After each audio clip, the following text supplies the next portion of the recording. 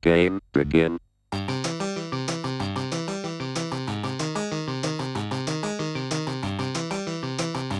All right. We are now joined by the evidently showered Sam Black. I am not showered. Yeah, Mike is unshowered. I'm unshowered. So I came from the track. Like when you texted me, I was on the loop that I'm running tomorrow. I don't know, Sam. Do you have any comments on Premodern Burn? I Incinerate versus Sealify. Given it's a deck that isn't capable of drawing any cards, I'm not sure if you would, but by all means. I think Seal of Fire is a sweet card that I'm thinking about putting in my Enchantress deck. Ooh. Yeah, please continue.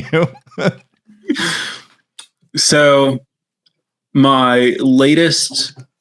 So where I'm at with the format is if I'm not playing Gaia's Blessing, I don't really understand why I'm playing Premodern instead of Old School. And I have not found a Gaia's Blessing deck that I'm satisfied with post-land tax ban. I've tried a lot of different things. My basic goal in the format is to Swords to Plowshares every creature that my opponent ever plays. And you're only allowed to play 4 Swords to Plowshares, so you have to have Gaia's Blessing. What if they don't have creatures, Sam? Then you've accomplished your goal before the game started. Okay. Just checking. Just want you're covering that base. Yeah. That base belongs to us. I think Sam's I think Sam is already way ahead if his opponent's deck contains no creatures, it sounds like. Well, Gaia's Blessing is pretty good against decks with no creatures too. Well, right? I was thinking about the first deck that I thought of is Brain Freeze combo, and I'm like, oh my Gaia's Blessing's pretty good there. Yeah. So what I realized is that, basically, if your goal is to Swords to Plowshares everything, you need to draw a lot of cards. Because, even with Gaia's Blessing, your Swords to Plowshares density is pretty low. So the problem with Blue-Green Enchantress is that it has basically no game against either Blue-White Control or Red-Green Oath. Because Blue-White is really good at not letting you do anything. And so is Red-Green. Pyroclasm kills Enchantress, and land destruction spells kill your enchant lands, and Sphere of Resistance stops you from taking multiple game actions. And so, your deck just doesn't work at all. But if you go to a, fair game, then things get a bit different. So basically, independent of Enchantress, I wanted to try building a for Sylvan Library deck that played multiple words. I wanted multiple white words and also red words. And I was like, well, if my deck is built around all these enchantments, what if I just put some more enchantments in and play Enchantress? And so I built and also Sterling Grove is pretty good for assembling Sylvan Library plus words and also protecting Sylvan Library plus words. So I built Naya Enchantress as a control deck that's just trying to that's playing Swords to Plowshares, playing 4 Sylvan Libraries, and then playing Enchantress Argothian and Presence as additional draw engines. And at that point, you're basically priced into playing Wild Growth and Fertile Ground. But Sam, does this deck have Swords of Plowshares and Gaia's Blessing still? Yes. Okay, I'm just checking because this sounds like similar, other people's decks that don't. Right. So it's like Enchantress, but you're playing white and Swords of Plowshares is the best card in the format. So you should probably put it in your deck. Right. And notably, most green-white Enchantress decks only start the Plowshares in the sideboard. Right. But basically, previously, my approach to Enchantress was you just need to have an Enchantress every game. And then I played against a green-white Enchantress player who just didn't have one for a while and just cast their enchantments and then drew one and started doing stuff. And I was like, oh, maybe the fair Enchantress deck can actually not just mulligan for Enchantress, especially if you're playing 4 Sylvan Libraries. And if I'm just playing a 4 Sylvan Library control deck that's not leaning that heavily on the Enchantress, then I want Swords to Plowshares.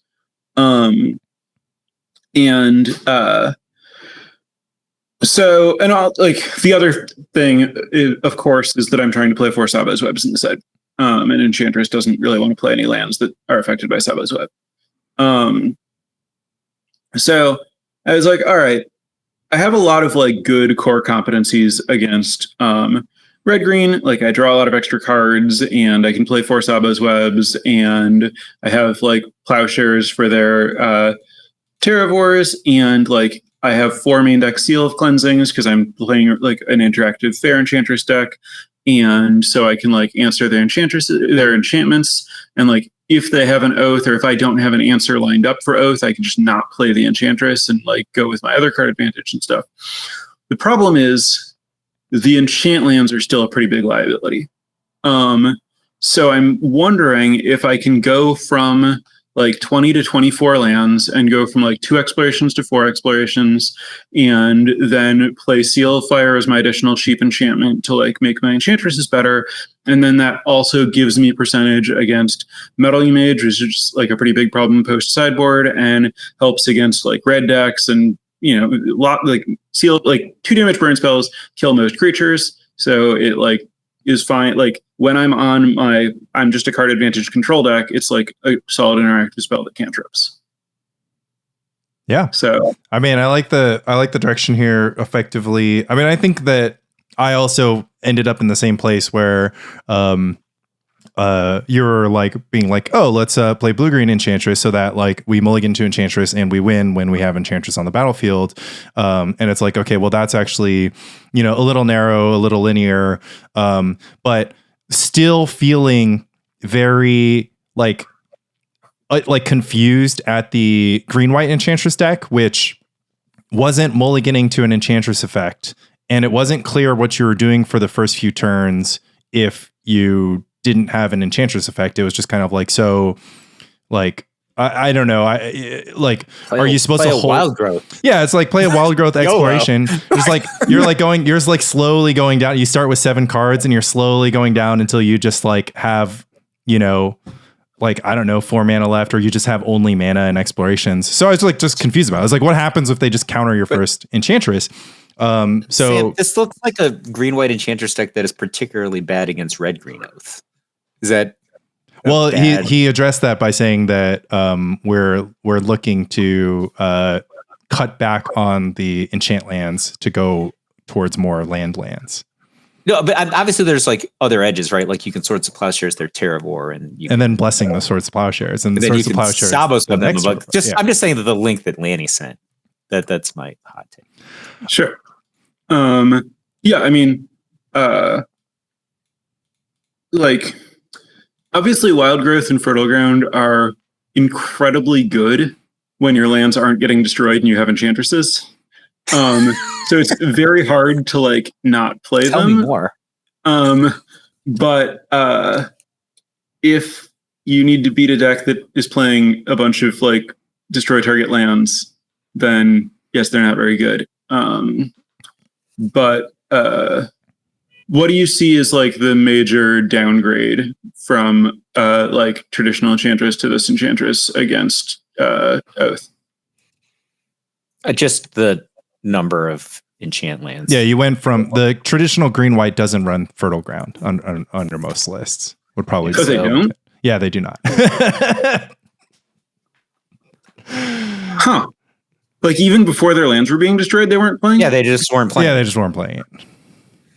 I don't get it. I love this because one of these cards is a hasted land off that draws a card.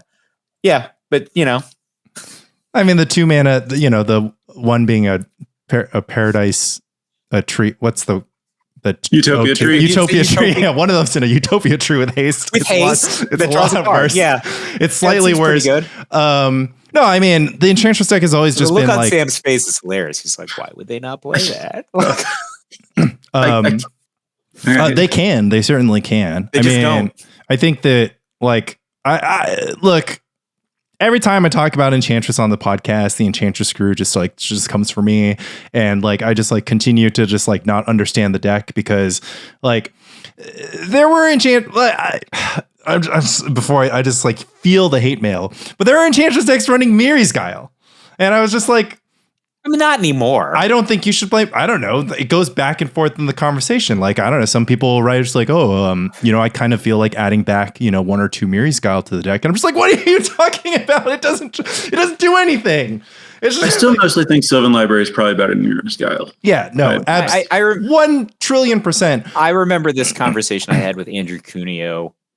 It's probably 30 years ago at this point, where he was just like ranting at how bad his argument was always that Bayou was the worst card of all time, and that there would never be a viable deck with Bayou in it. But then he was just ranting, just like anybody who plays a Miri's Guile is just like, just like his mind is just blown. He's just like, I look at a list, like Nate Heiss had like a Miri's Guile in his deck. He's just like, why would it just not be another Sylvan Library? It costs one. I'm like, yeah, then it doesn't do anything. There's no text. Right. In exchange for 1 mana, your card loses all of its text. Yeah. But just like these Miri's Guile people, they're like maniacs, especially when you combine them with what Sam was talking about, which is just glue any words to a Sylvan Library. You don't even need an Enchantress. Your opponent dies. Like a white words in a Sylvan Library, red deck can't. You've gained a prohibitive amount of life without ever drawing another card. Right? Can they beat 15 a turn for the next infinite turns? Right? Like, okay, really, you just get up to like 20 something, and then the next turn you draw some cards, and then if they ever get you below 20, you go up to 30, and then the next turn you draw some cards. Yeah, I don't know, Sam. I don't know if they can beat 15 a turn for infinite turns, right? Like, right, but there's just no reason. There's no reason. They have terminal damage, right? Like their deck runs out. Like, I mean, Sam at least wants to close before time is called on the round. I mean, Miri's Guile is 1 mana, and I'm reading Chris Tenarm's Green White Enchantress primer, and his argument boils down to it costs 1 mana, and you don't get that effect from not 1 mana. He only runs 1 copy. I don't know if any of it really holds water compared to just the average weight of your cards. But I think it would be good now, if you don't mind, Sam, for us to, I mean, it's just on your Moxfield. So if we can read off the list as it stands. Incidentally, Rith's Grove plus Exploration plus Sarah's Sanctum. Very cool. Yeah, I was going to point that out. I was just like, whoa. I was just like, nice. But we have. I'm just gonna YOLO and play this at the $1,000 tournament this week. No testing. I mean, why would you need to? It's just a bunch of. Okay, but let me try to like update it to get fewer enchant lands and like. Oh yeah, shoot! There's gonna be 2 players at least with red green Oath Pollution. Maybe I shouldn't play this. There's 4 Sabos to make it good against them. Yeah. But these are like 2 of the good players. Oh, yeah. Let me read the deck list, and then I actually have an additional comment. We are looking at 4 Argothian, 2 Blessing, 4 Plowshares. The rest are enchantments and lands. That's 4 Presence, 2 Exploration, 4 Fertile Ground, 4 Wild Growth, 4 Sealed Cleansing, 4 Sterling Grove, 4 Sylvan Library, 1 Words of War, 2 Words of Worship, 21 lands, all basics, a Rith's Grove, 8 fetch lands, and 2 Sarah Sanctum. The sideboard is bullets of City of Solitude, Cursed Totem, Guy's Blessing, Karmic Justice, Ray of Revelation, Replenish, Sacred Ground, Solitary, 3 Elephant Grass, and 4 Sabos Web. So notably, Elephant Grass in the sideboard, Replenish in the sideboard just at 1 copy, and that is most of the hot. I mean, 1 Solitary in the sideboard instead of in the main deck. But those are kind of the main points of diverging from sort of stock Enchantress, which basically cuts most of the words, sometimes plays blue words, and generally plays Solitary and like Opalescence Wave, and likes to play Replenishes in the main deck. There's some cool things that some people do. Some people like boarding in Oath of Druids, and more Replenish to kind of play that angle. And of course, Sacred Mesa is widely regarded as not a thing to be doing, thankfully. And so yeah, that's Sam Black mid-range control Enchantress, basically backed into a green-white Enchantress deck by looking for a way to draw a lot of cards, but while still interacting. The Mengu elves. This is the this is 100%. Wait a minute, guys. Mengu's like, anger, like 3 leaning. priests of Titania. Yeah. I mean, I get it because Sam looked at my replenish deck. Sam looked at my replenish deck and he's like, how low can we go on opalescence? Can we play 2? I played 3. Can we play 2? I played 3. I think if Sam took the replenish deck, it would have 1 or 0 opalescence by the end of the day. All the opalescence, of course, cut from this Enchantress list. And I like the concept. I like conceptually that that your cards all have text without Enchantress on the battlefield, with maybe the exception of Exploration, which on a 21 land deck, if it's in your opening hand, like might not give you the Mox Diamond effect reliably, and obviously is way better if it draws a card. Changes that I'm looking to make from this. So this is the list that I brought to a meetup on Tuesday. While I was there, I played against multiple deed decks, and I don't know how much I should be expecting to play against a lot of Pernicious Deeds, but if I do, I would want a second Karmic Justice in the sideboard. Karmic Justice, really, really, really, really good against Pernicious Deed. The rest of Enchantress, not very good against Pernicious Deed. Also, Karmic Justice is like kind of crazy against people who are trying to like Stone Rain you. And then... do you like Karmic Justice as a tool better than Replenish as a tool in that scenario, again, specifically Pernicious Deed?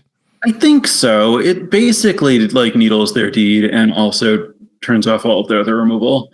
Like I did get to a point where like the Rock was just like, well, I'm losing to all these enchantments, so I guess I have to deed. And then they just lost all their permanents, and I still had lands, and it was pretty easy to win from there. Yeah. I mean, I basically the angle on Replenish is just like if they go Duress then Deed, they get your Replenish. But if they go Naturalize then Deed for Karmic Justice, then they can get your Karmic Justice. So but the Karmic Justice gets them on the way out. Well, I guess it'll pick up a forest. It'll pick up a land and a Naturalize for sure. Right, but also like if there's a Sterling Grove involved. Yeah. Okay, I see. If there's a Sterling Grove involved, then you're that. This is actually one thing that I will listen to this podcast. I will. Yeah, I will give to write down all the notes. I will give the green white Enchantress Cabal. They just always are yelling at me that I'm unfair to their deck, and I do think that I am unfair specifically to the card Sterling Grove. It seems to be quite good in this context. Why is it every time I'm like, I lost because he had 2 Sterling Groves, you're like, Mike, people don't always have 2 Sterling Groves. Yes, they do. Because it's 2. I can beat 1, right? Ray of Revelation washes 1 Sterling Grove. I'm telling you, every time I'm on a deck that Cam doesn't auto beat, which is like, I was thinking, what's the difference between me and Lanny at that Bearded tournament? Oh yeah, we had the same matchups, except for he played against a bye and I played against Cam. That's why we had different records. But like every interactive deck I ever play against him, he has 2 Sterling Groves. I mean, sure. Can't beat 2 Sterling Groves. I think Sam's argument of eventually having 1 Sterling Grove and 1 Karmic Justice against the Rock is more effective than 2 Sterling Groves at all times against every deck that you've ever conceived of.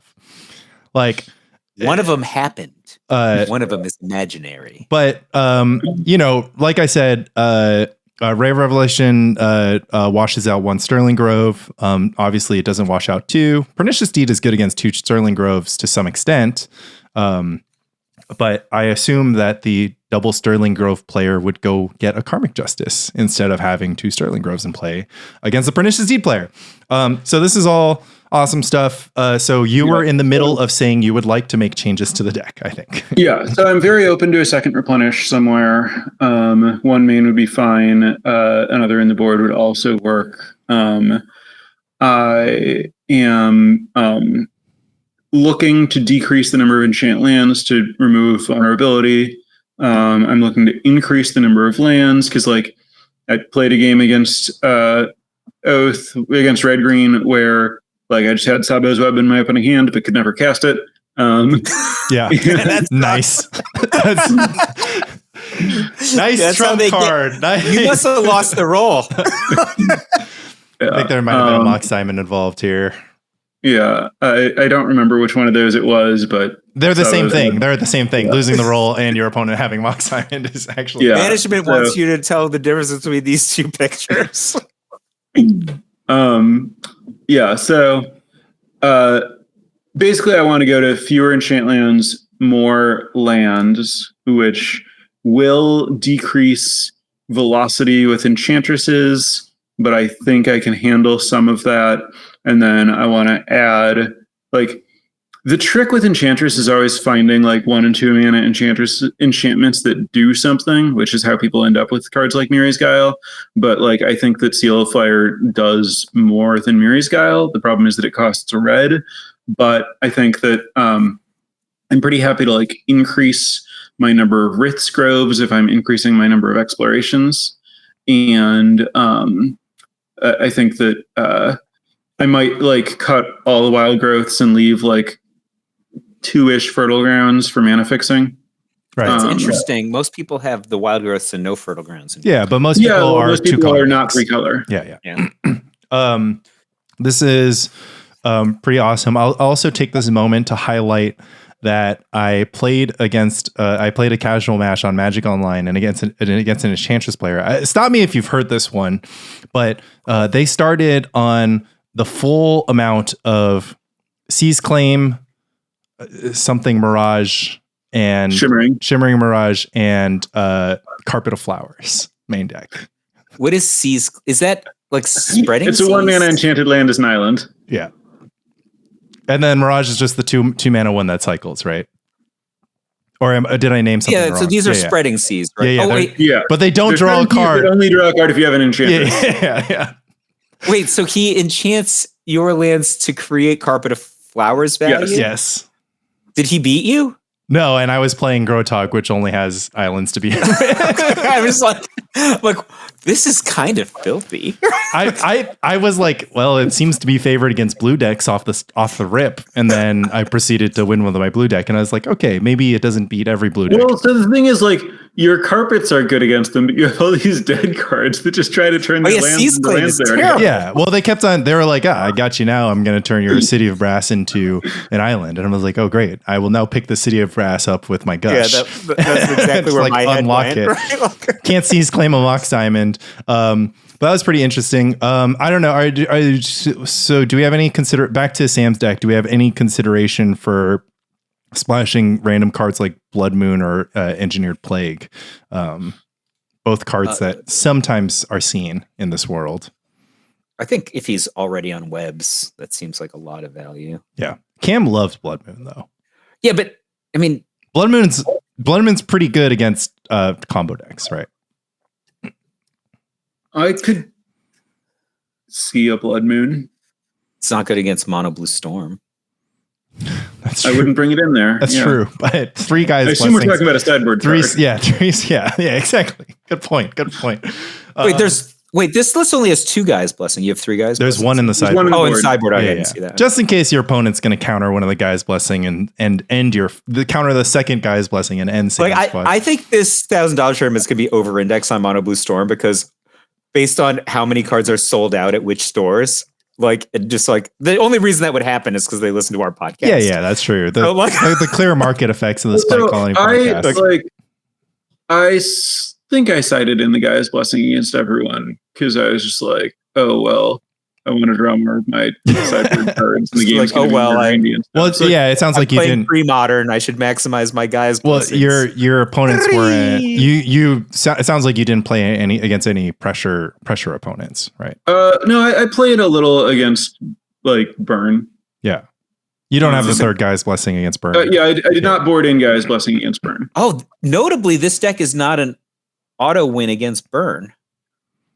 Which is why the Seal of Fires would help a bit. And like, you are like a Words of Wind or a Words of Worship deck, which helps, but can be slow. And Sulfuric Vortex. Yes. Vortex is pretty bad against. Yeah. I understand. Yeah. Right.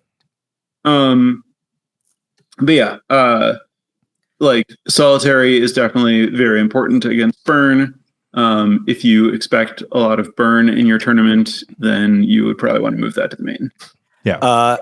Sam, thanks very much for coming onto our podcast. I have to go to my appointment, Laney. So continue. With, I'll hang on to Sam. I'm just going to listen to this podcast afterwards so that I know how to play the deck that I'm metagaming. Well, we're going to move on we're going to move on from Enchantress to hopefully even the playing field for the rest of us who won't have the time to grok the glory that's this. Hold on, Sam. Can we add like 3 Call of the Herd to the sideboard? I just want to make sure I can beat Lanny. I mean, so like you are mid range enough that you could realistically sounds Call of the Herd in. I'm going to take that as a yes. That's for Lanny. I'm 100% in winning meetups that I use Sam Black decks that are particularly geared against the deck that I know Laney's going to play. So thank you. We'll just add 3. Call the Herd. And I guess bye, Mike. The last thing I wanted to ask about was if there was any. I think Cam uses blue words as his like lock piece. If you like spent any amount of brain cells on that. I mean, I guess it's off color in your build. So, because you don't have any City of Brass. I mean, obviously, like, I know how blue words works in Enchantress, but my deck has Gaia's Blessing, so I don't really need to end the game. Right. Fair enough.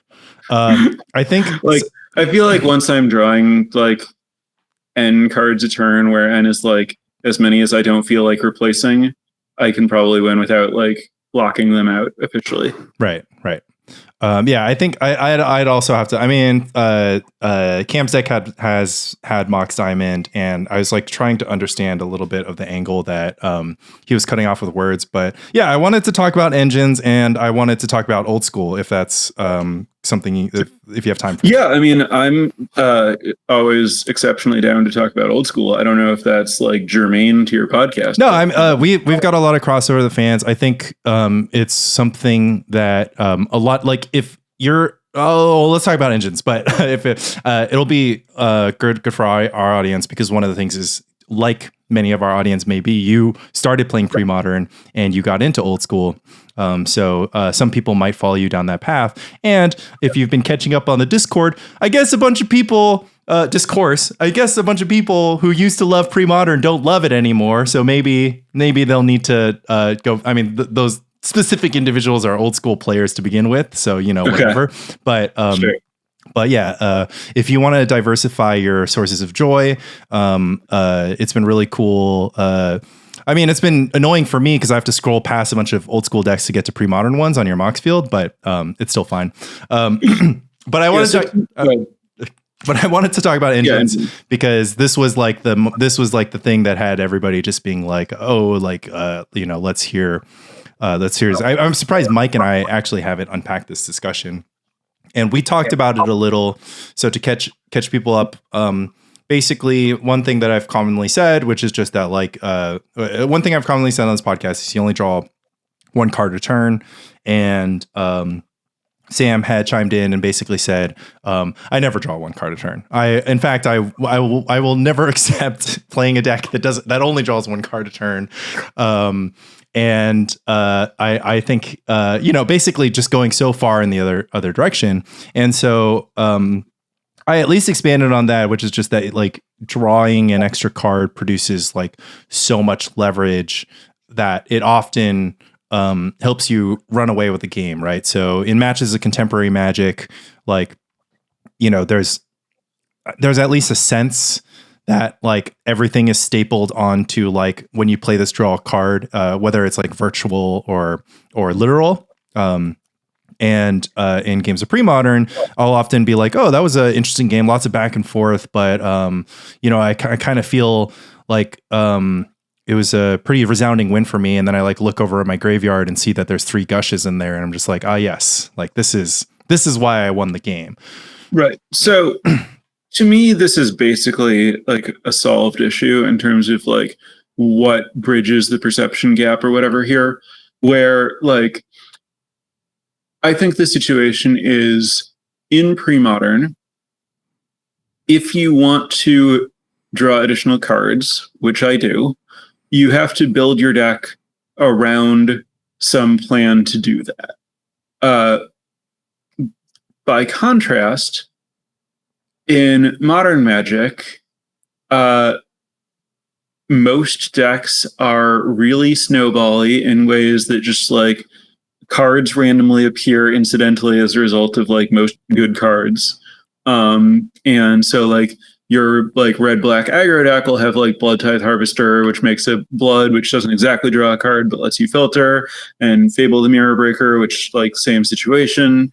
And then like also like some kind of random like artifact or whatever that like draws cards, and maybe some planeswalkers that generate card advantage, and et cetera, et cetera. Like card advantage is just built into like most playable cards. And so like games don't really involve like, it's rare that the bottleneck is cards rather than mana.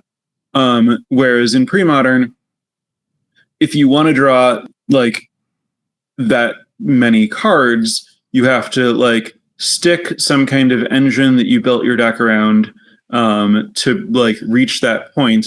And if people can disrupt an engine, then it's like not very difficult for the game to end up being bottlenecked on cards. And so like I do grant that like the fundamental like nature of card flow is different, but not that most good decks don't have an engine, or that it's like difficult to find engines from among commonly played decks, or going deeper into like, you know, there are a lot of like tier 2 or tier 3 engines available.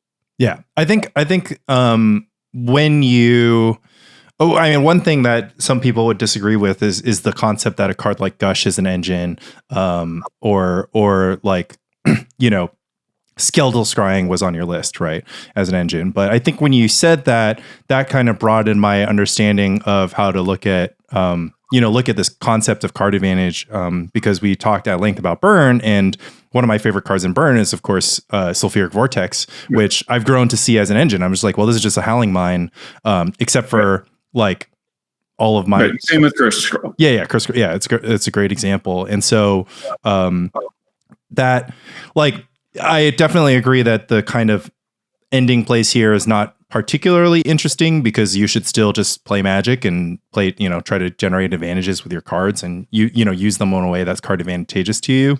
Since then I've kind of talked a little bit less about this phenomenon. But it has, I mean, you reach the end game, and you don't end up this bottleneck. It's like in contemporary Magic, both players just start with Enchantress in play, and it's just like that's the game. But I did want to tie that into another repeat question that comes on our podcast, which is just that I don't know if you have a take on this, but one of the common lines about Premodern is just that it is more skill testing, and recently I've felt extremely suspicious of this being true, just because of Simon Nielsen. Just like, okay, well, if Premodern's more skill testing and contemporary Magic is not as skill testing, then why is Simon Nielsen in every top 8? Just like, like clearly he's better than, like, is he just hot streaking and like, whatever. And you can, obviously that's not like a database thing. You can't just like, you would need to get a spreadsheet of pros and their expected things. It's obviously every top 8 is going to be like, oh, Seth Manfield won, just like, whatever. And, whatever. But I do think that it's just like, okay, well, clearly in contemporary Magic, there are players putting in a lot of work, and taking advantage of their outside skill. So I wanted to see if you had any perspective on the design of the game and the format, and how your skill level interacts with that. Yeah. So measuring skill testing is very difficult, because different things test different skills, and different skills being tested are going to register differently to different people. And like, then there's like, what is the like, how large are the gaps in like various skills to like be noticeable? But also like, so it came up recently, like obviously I make a lot of like limited content and have a limited podcast and just get asked a lot of questions about limited formats and stuff. And someone recently asked me about whether I thought that the most recent limited set, Murders at Karlov Manor, was particularly skill testing. And I answered that in a lot of ways or cases, I think the more ways you have to spend mana, the more decisions there are per turn. And that just kind of like naturally makes it like more difficult or more skill testing because you just have more options to decide between. There are more wrong answers. And from that lens, if people just have like more cards and like the cards do more things and present more options, then like there are more choices and it would be more skill testing. And like the cards certainly do more things and you certainly have access to more of them, and there are more different ways to spend your mana in contemporary Magic than there are in pre-modern, which is an argument for contemporary Magic being skill testing. The counter argument that's used to advocate for the position that pre-modern is more skill testing is that modern Magic is more snowball-y. The powerful cards like tend to run away with the games. Everything like if your opponent's going to bother like casting a creature, then it's probably like good enough that it can like win the game if it's left uncontested. So you kind of just like have to use your removal on like anything that people play.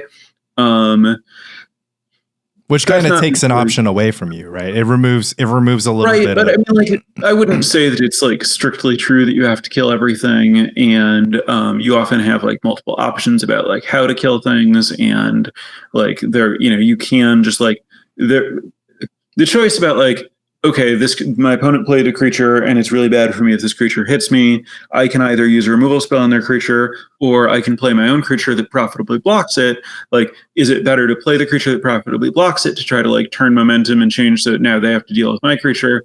Or is it better to like use the removal spell because if my opponent has a removal spell for my bigger creature, then their like creature gets to hit me? And like those kind of decisions are going to be present in a really wide variety of Magic formats, and a lot of the fundamental questions are going to be the same.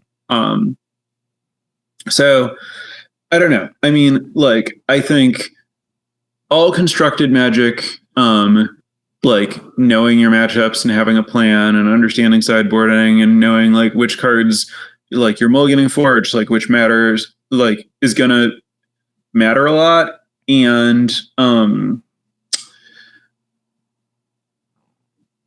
so, I mean, my real answer is that it's difficult and not super useful to compare, right? And they're both very skill testing.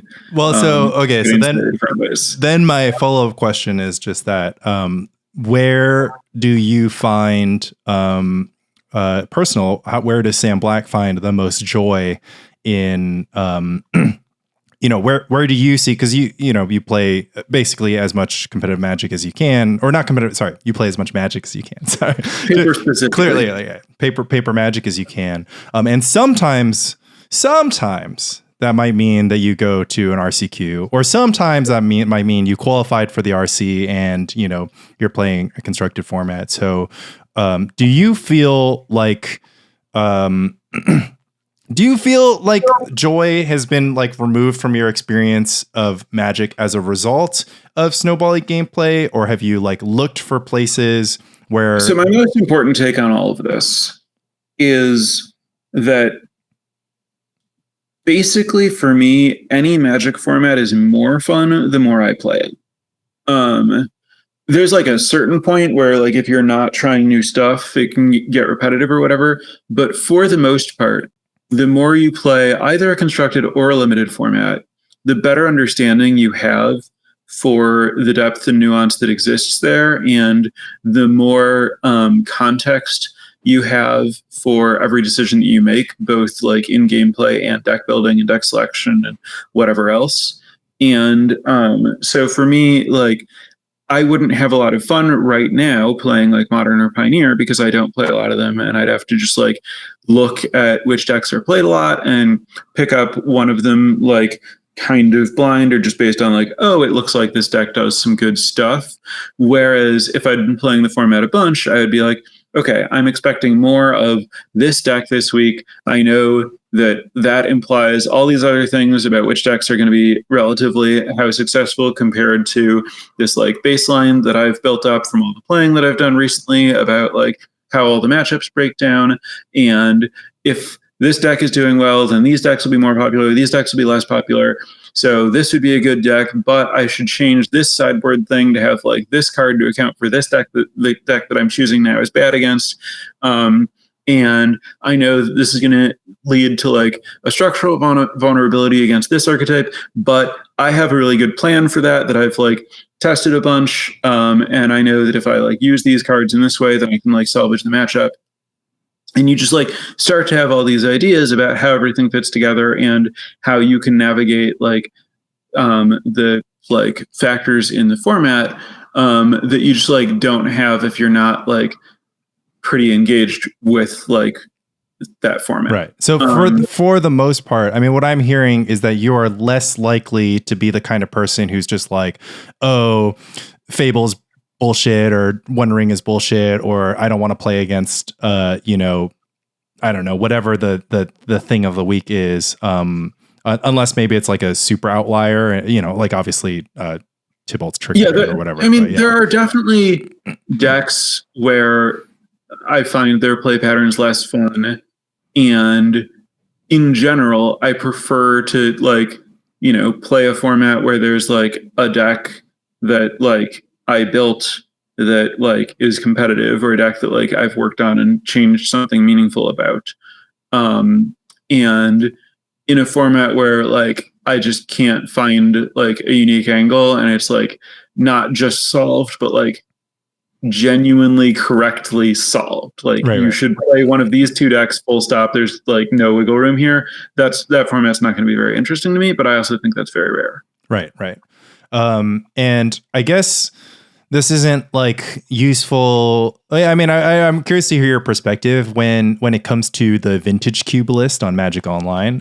It sounds to me like you prefer your cubes in your hands, but is there kind of also a feeling that like a cube list could like greatly influence your enjoyment of playing that cube too? Because I kind of ran into that recently where people were just like, oh, this vintage cube is awful. And I was just like, I mean, I guess I like, what can make it awful? Like, yeah, sure. It has some like pump spills that go last, but you know, how much of that is like, you know, what's happening? Like, certainly with vintage cubes specifically, well, I guess with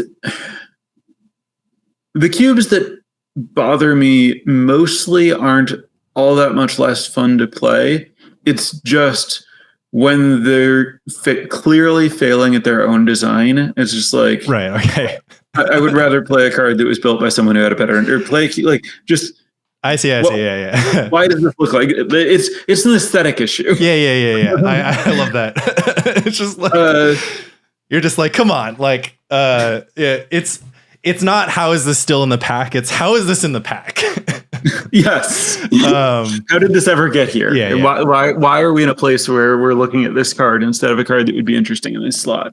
Or why are you telling me that this is like, you know, a low power cube with like these, you know, particular linear decks that you want people to draft, but also there are like these 30 cards that are top 50 cards in the vintage cube that are like gross power outliers, and I'm just going to try to put as many of them in my deck as I can and ignore everything else that's happening. Right.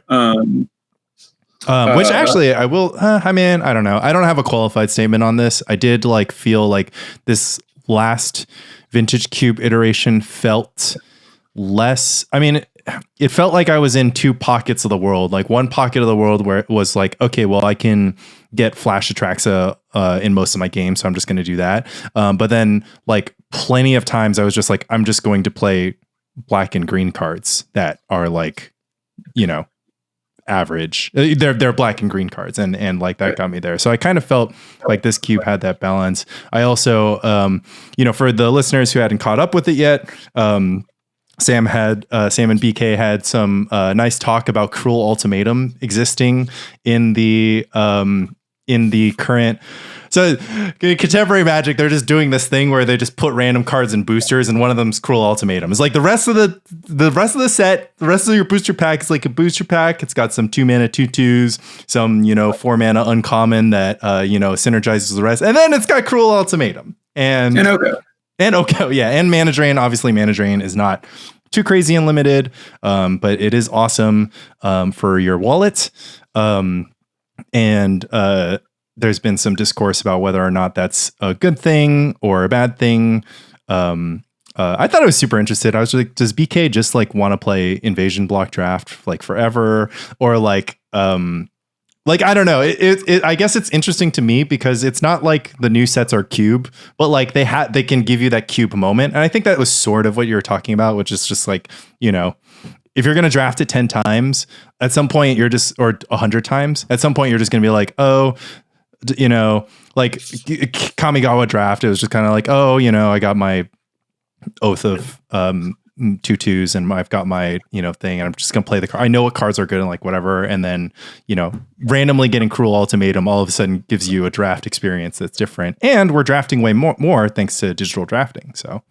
Right. Yeah. I mean, like people just like, there's discourse where people are like, oh, this rare ruined this game. And it's like, it doesn't really matter that much if a game ends, or like if has a card that like beats the stuff that you have. Like, yes, certain rares will do that more often, but like sometimes someone's just going to like, I don't know, cast like a burn spell that does damage that's greater than the amount of life you have left, and the game will end, and you thought you were going to win before that happened. Like, yeah.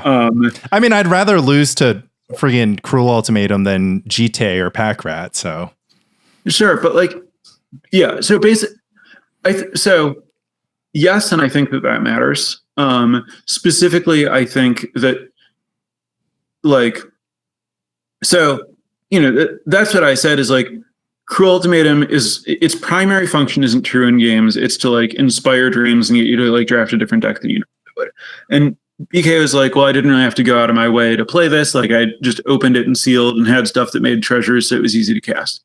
And like, okay, yes, you don't have to go that far out of your way.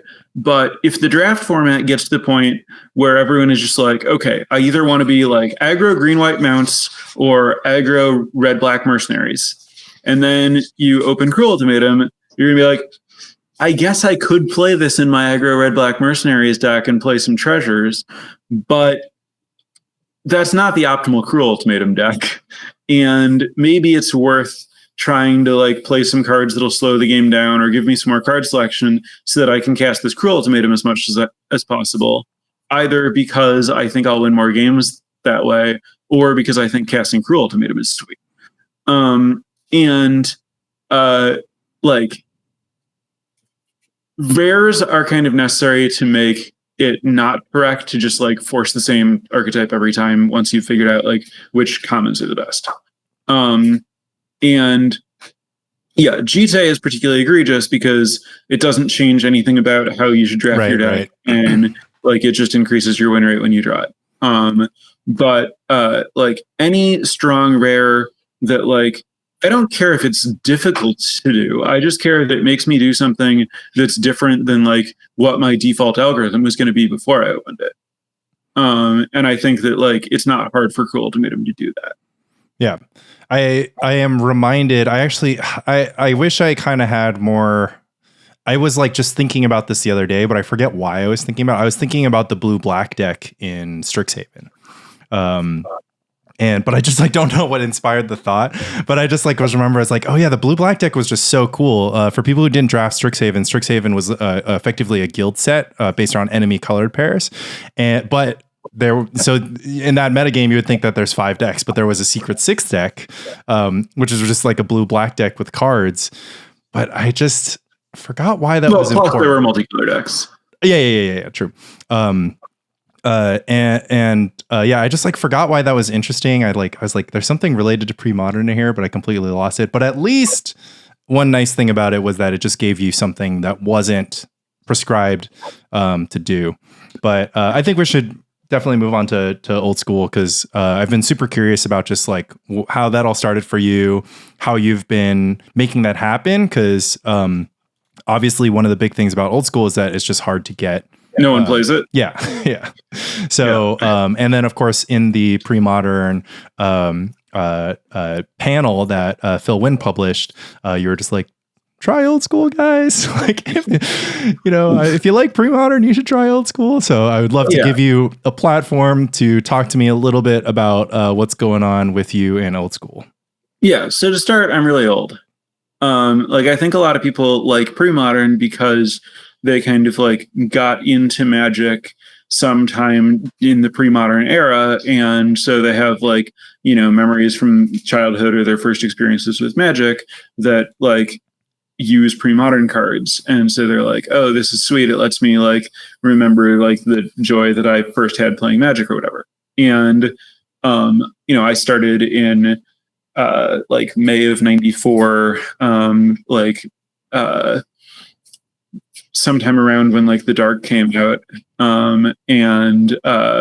Like I, played like I started playing when there was only one format in Magic. And so like I, started acquiring like pieces of power like pretty early in playing Magic. And like the old school card pool is just like, I remember when I was a kid trying to like figure out what the best decks in roughly this format were. And another big part of it is I've recently come to realize that I think that I have like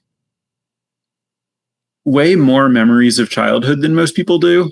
And so like I specifically like I remember like the thoughts that I had about like actual old school with a different like banned and restricted list when I was like in 6th grade math class. So you're just like, picking up where you left off. Deck list in my notebook, and I'm just like, oh, this is sweet. It's like a way to continue the project that like got cut off when I was a kid because new sets got printed. Yeah. Yeah. Mano on his most recent podcast or 2 podcasts ago was just like, I think nostalgia has got to be stronger than heroin.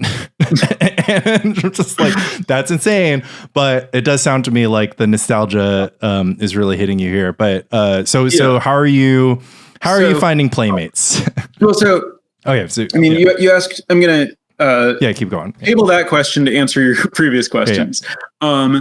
So like I found out about the format like years ago, but didn't really play it. Like, I know like Randy Bueller was tweeting about it for a while when he got into it. And so I would like look at his lists and kind of like give some feedback purely like from theory.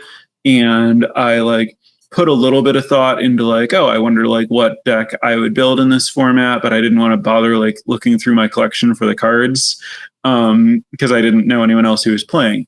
And so as to like when and how I started playing it, I went to Gen Con last year, and I had not been to Gen Con in a while, but I used to like I went to every Gen Con from like 94 to 2000 something. Like Gen Con used to be in Milwaukee, which is close to Chicago and Madison, which is where I've lived. When it moved to Indianapolis, I started going less often. And then more recently, I like didn't go for a bunch of years, mostly because it got like really hard to like figure out like hotels and stuff. You have to like plan way in advance, and everything gets booked up, and it's very annoying. And so last year a friend was like, hey, I have like this Airbnb and some friends canceled, so I'm looking for like other people to go. And I was like, sure, if it's no effort to figure out a place to stay, I'll go to Gen Con. And so then I like looked at what to do there, and I saw that there was like an old school tournament, and I was like, all right, I've been meaning to try old school. And if I'm like going back to Gen Con for the first time in a long time, I remember playing old school when it was just Magic at Gen Con. So like, this is like a nostalgia Gen Con for me. I'm going to just like fully lean into it. So I put together an old school deck and played it there, and it was really fun. And so then I went to Eternal Weekend where I got to play it again, and that was fun. And listeners can check out some of the writing that you've done on those events, because you did coverage on sort of your deck choice. Yeah. Yeah. And so, I mean, like, my deck was like purely theory crafted because I didn't like know anyone else who was interested in old school to like test it against. And like, so the like experience that I had at Gen Con was like, got like started out strong, then like lost to some stuff. And I was like, okay, people are up to some slightly different stuff than I expected, or this deck has like these vulnerabilities that I hadn't like expected. They're more sophisticated than the sixth graders in the 1994. Well, I mean, that's not quite what's going on, because like the deck that I built was not like legal in that format because of different ban restricted lists. But you know, it's just like when you purely theory craft a deck, like it's easy to be like, oh, this is awesome. It's going to like work out exactly the way that I want against everyone. And then you're like, oh, but if they just like have a lot of disenchants and some pressure, then my engine falls apart and like their creatures kill me because I have almost no removal in my deck. Okay. And like part of what happened was the first tournament I played against like all like no creature decks, and my sword splashers just rotted in my hand. And so then I was like, all right, apparently no one plays creatures in this format. I should like move my sword splashers to the sideboard. And then I played against a bunch of white weenie decks with like dust to dust, and I'm like, oh, my like artifact based control deck with no creature removal is just getting absolutely rolled. Apparently I need to put the sword splashers back in my main and Wrath of God in my sideboard. So there's, you know, some amount of just like, I need to figure out like which decks can beat me if I like skew too far in one direction or another to like try to figure out the sweet spot to beat everything. But it felt like that was like a solvable project. But so then it was like, okay, well, my like first and second draft don't totally solve the format, but I actually feel like I got pretty close. Now I need to iterate on this, but I don't have the ability to do that. So, I like looked for like online old school communities. Well, really, I looked for paper old school communities, but that's like those aren't very accessible. So then I looked for online old school communities. Ended up like joining like the large public old school Discord, and then also like that. I played the only like webcam tournament I've ever played in any format. I played like through the old school Discord in old school. But that didn't result in like a lot of playing, and that happens pretty infrequently. And so also like I had ideas for more old school decks. Right. Wait, so we can hook you on LobsterCon this year to play old school then. I am planning to try to go to LobsterCon this year to play old school and Premodern. Yeah. Yes, it's happening. Yep. Amazing. You heard it here first. Yeah. Woo! Oh, this is best. This is the best news ever. September 20th and 21st, the Samplack will be coming. You don't eat lobster, but it's okay. Yeah. Awesome. Yeah. So basically I was like, all right, I want to be able to play more old school because I want to like test my deck, and also these games are sweet and these cards are sweet. So then I was like, all right, well now, like I have a lot of friends who play Magic at my house, mostly Commander players, but like, you know, people will like come early or stay late, or we'll have like 6 people over and like we want to play like a 4-player Commander game. And so like if I have decks to like hand to people, I can get games to happen. So like I did that for Premodern. I like built, you know, like 6 to 8 decks or whatever, and just like gave them to people to play for a while. And I was like, all right, I want to do this with old school. And it's like, okay, so first of all, one of the biggest problems with old school is that there are like 3 to 5 different old school formats. And so if I'm like, I want to build a bunch of old school decks, it's like, okay, so am I supposed to build a bunch of different old school decks so that I can play all the different old school variants? Or am I supposed to just play all the same old, like just choose one of the formats and build a lot that are all that so that they can all play against each other? like somehow old school exists in a state where no one has been able to agree about whether you should be able to play like 4 strip mines or 1 strip mine. And rather than that destroying the format or like settling it somewhere, people just run tournaments in each of these formats about as often. Yeah. The game theory optimal equilibrium is just 1 or 4, depending on the day. Yeah. And like, there are a few other cards that like regularly vary between like the different old school formats, and also people are undecided on whether or not Fallen Empires is canon in old school. So I was just like, look, I want to have like a ton of matchups that I can play, because I want to just like put these decks together, leave them exactly as they are, and just like have this like, you know, perpetual like battle box or whatever. So I'm just going to choose Eternal Central, because that's the format that the tournaments at Gen Con and Eternal Weekend were. So that's like, I can expect that to continue to be the case. So that's the format I'm going to work on. And so then I was just like, all right, well, I don't really trust any old school lists that I find online anywhere, because none of them have been optimized for anything. Because there aren't enough people or events, and the culture doesn't really try to do that. So I was like, all right, I'm just going to have to build my own versions of everything. I certainly wouldn't commit to the idea that my build of every deck is the best build of that deck. They're all just like off the top of my head. And sometimes like my first sketch, I just like forgot that I hadn't put Ancestral Recall in my list yet, or whatever. Doesn't sound optimal. You don't forget to add land tax, from what I've seen, though. I mean, I think we're unpacking the why we switched from pre-modern to old school when we look at Sam's Moxfield. I mean, I don't know. There are only like 4 or so old school decks in my Moxfield that are like that actually have land tax, and that's out of like in the other room behind me right now, I have 25 proxied old school decks and 1 non-proxied old school deck. All like totally different archetypes.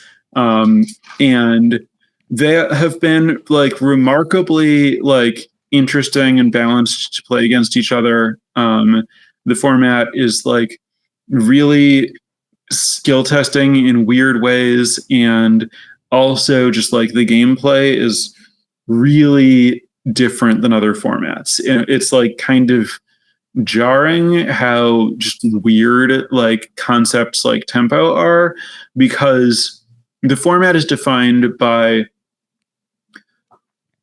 absolutely unfair mana, pretty great interactive spells, and unbelievably bad creatures. So like when I first like gave the decks to some commander players, one of them wanted to like concede on turn 2 or 3 because the other one had like some kind of like busted start with a bunch of power. And I'm like, just play it. Keep going. Because like they have this busted start, they put a bunch of cards into play, but like the cards they put into play don't really do anything. And like, I know you feel behind because your deck is just a bunch of 1/1s, but just like cast your 1/1s and see if they have a way to deal with them, because they might not. Yeah.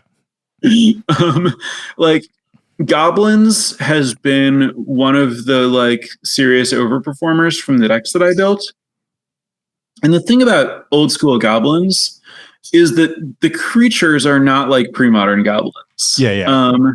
Like you could pull this up on my Moxfield. The creatures in this deck are headlined by 4 Goblin Kings. The second most powerful goblin is Goblin Balloon Brigade, which is 1/1 for a red, and then it can get flying until end of turn for a red. Notably, the alpha printing of Goblin Balloon Brigades is somewhat misleading. I gave this deck to my partner to play, who like they don't really play Magic, but like I taught them the rules a really long time ago, and so they like looked at this Goblin Balloon Brigade in their hand, and they're like, "So can I use abilities like right when I play my creature?" And I'm like, "Not if it's a tap ability, but otherwise yes." And they're like, okay, cool. I'm going to play Goblin Balloon Brigade and I'm going to activate this ability. It says goblins gain flying ability until end of turn. And they're like, so I'll just attack you with everything and it's all unblockable. I'm like, no, it's using the word goblins there as a shorthand for this card. Like, but it says goblins. I'm like, yep. Play it as it lies. Play it as it lies. You want the 93, 94 experience. Yeah, that sounds awesome. So when people come over, do you have kind of a temp check on, like, do they come over and they're like, do you feel like there's a lot of interest in the format that, like, you know? I mean, like, just like, you know, if we have like not like if we're not setting up a commander game right away, which is like, I know that most people like the thing where, you know, whatever you're playing most is what's most interesting. Like people have put work into assembling, like building their commander decks, and they have like new ideas they're looking to test all the time and preparing for events and stuff like that. So like, you know, most of the people who come over, like the thing that they want to be doing is working on CDH. But like, if we're not firing a CDH pod right away and I'm like, hey, like, do you want to like play some old school? They're like, yeah. I'm like, cool, grab 2 decks at random, let's battle. All right. Yeah, but I guess my question was like, if, you know, do you have a feeling like if you just gave people the choice that they would be like, let's do the old school battle box, let's do the pre-modern battle box, let's do I mean, you play pre-modern with people, do you ever like hand them the old school decks and are they like, oh hell yeah, like this is also where it's at? That's kind of the thing. Yeah, I mean, like it's all basically like, you know, a lot of the like commander players I play with, like, you know, they're reading the cards in old school or pre-modern, right? So with old school has the advantage that like they draw their hand and they're like, oh, I recognize this one. Right. The Wheel of Fortune is they're feeling or it. Like the Lotus, yeah. Like that's the thing is like, yes, it has some commander highlights, but it also just gives them a chance to play with these like awesome cards that they know about but don't get to play with. Like the Vintage Cube highlight is, you know, you get to play with power or whatever. And old school offers that. But you know, where you, like if it's like a battle box, you don't have to like go through like the process of drafting and stuff. You just like pick it up, have an opening hand, and you're like, oh sweet, power. and so, how are people's Chaos Orb flips going? So the way that I play Chaos Orb is like what I kind of want to do it as just like, you know, Vindicate style or whatever, just because like I'm going to hit a vast majority of the time and someone who's new is like probably not. And like, I don't need more of an edge when I'm playing against my friends who don't know the format. But also I know that it's fun to flip Chaos Orbs. And so I'm like, I don't want to like remove the fun here in the name of balance, because like I want people to like get to do this. So what I do is your first time's free. Like if you've never flipped a Chaos Orb before, then the first time you activate Chaos Orb, flip until you hit. It's not just kill automatically because I want you to get the practice. Right. But I'm also not going to like let you just like, you know, botch your first Chaos Orb. So first one's free. After that, work on your technique. Do your homework. Yeah, but you know, there's like a coaching session with the first one, and like, you know, usually like if there are multiple people around, everyone will like watch and talk about their like methods and stuff like that. And, yeah, this would be like a deep dive, but Sam's Chaos Orb technique is unbelievably solid, and it's actually just like a thing of beauty. And one commenter was just like, you know, I wasn't sure when Sam claims to have played the most paper Magic out of any living any person in the world, but this certainly makes a good case for it. Because I was just like, oh wow, I was just like, this Chaos Orb card's pretty good, huh? Like, damn.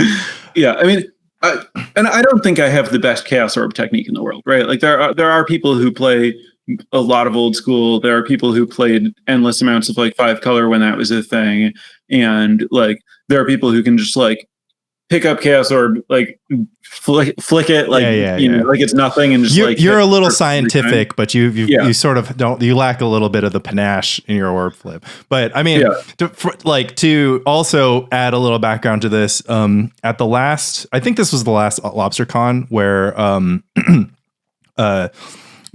draws, for those that don't know, if you go to time in old school, draws are decided by who can hit the most consecutive Chaos Orb flips, and 2 players ended in a draw. And they hit so many flips that they had to increase the height of the drop to greater than 1 foot in order to decide a winner. And my comment was, of course, was like, well, if you have great Chaos Orb technique, then you can leverage that advantage by playing decks that only ever go to a draw so that you can dominate the flips. Especially in the formats where you're allowed to play 4 Shahrazad's. Jesus Christ. That's horrible. That's not a good pitch. That's a horrible pitch for old school. Well, you can beat that by just conceding every Shahrazad game immediately and accepting that you just lose half your life. Fair. Good point. I mean, if you're on goblins, like, why not, right? And then I think the big question, I think we've covered a lot of points about old school. I think the biggest one that people ask is like, what's the deal with the deck? What's your opinion of the deck? My opinion of the deck is that it is overrated. I think that, so for people who don't know, the deck refers to kind of like 5-color control, but historically it's like the name for the first deck that was like a coherent deck that was like the only tier, like the S tier deck, right? Like people had collections of cards, they'd kind of gotten the idea of strategies, and then there was like this deck called the deck that was just like, okay, look, balance isn't very good, like not the card balance, but like the overall, like some of the cards are a lot better than others. This deck plays all the good ones, and it plays all the good ones in a configuration that kind of covers its base against like everything else we can do with this card pool. So this is just like the only real Magic deck. So that deck was created. Do you have memories of like the deck originally? Yeah. So like I said, I went to Gen Con in like 94, 95, 96 and etc. And after Type 2 became a thing, I owned Power, but I was still like a kid. And I didn't like have income, so I couldn't buy enough boosters to like keep up with Standard, but I owned a collection for a non-rotating format. And so like I was priced out of Standard, but I owned an old school deck, or a Type 1 deck, like a deck with Power. And so like it took me a while. Like I didn't like, even though I started playing Magic like way earlier, my first PCQ was Masks Block constructed because I was just like not into rotating formats before then. So that meant that there were some years where like Type 2 was a thing, and like I'd go to Gen Con and everyone was like excited about like trading for Curse Scrolls and Tradewind Riders, and I was just like playing Vintage with like the few other people there who were still playing Vintage. Like, yes, I was definitely playing variants of the deck. Like this was often like after like Force of Will and then eventually Gaia's Blessing like were printed and were part of this like strategy, but it was very much like, yeah, the game is about like Geom Tome and disrupting, sceptering your opponent. Like everyone is just like playing like 4 counterspell, 4 mana drain, it's all just like positioning with blue control decks. In old school, things are a little bit different because mana drain's restricted. And in Eternal Central, Strip Mine is not restricted. And both of those decisions are made specifically to make it so that like aggressive decks, like to like knock the deck down a peg. Is mana drain unrestricted in any variant, or is this just a no? Everyone restricts. Okay, cool. So the Strip Mine is the biggest, yeah. Right, but mana drain historically was not restricted. I see.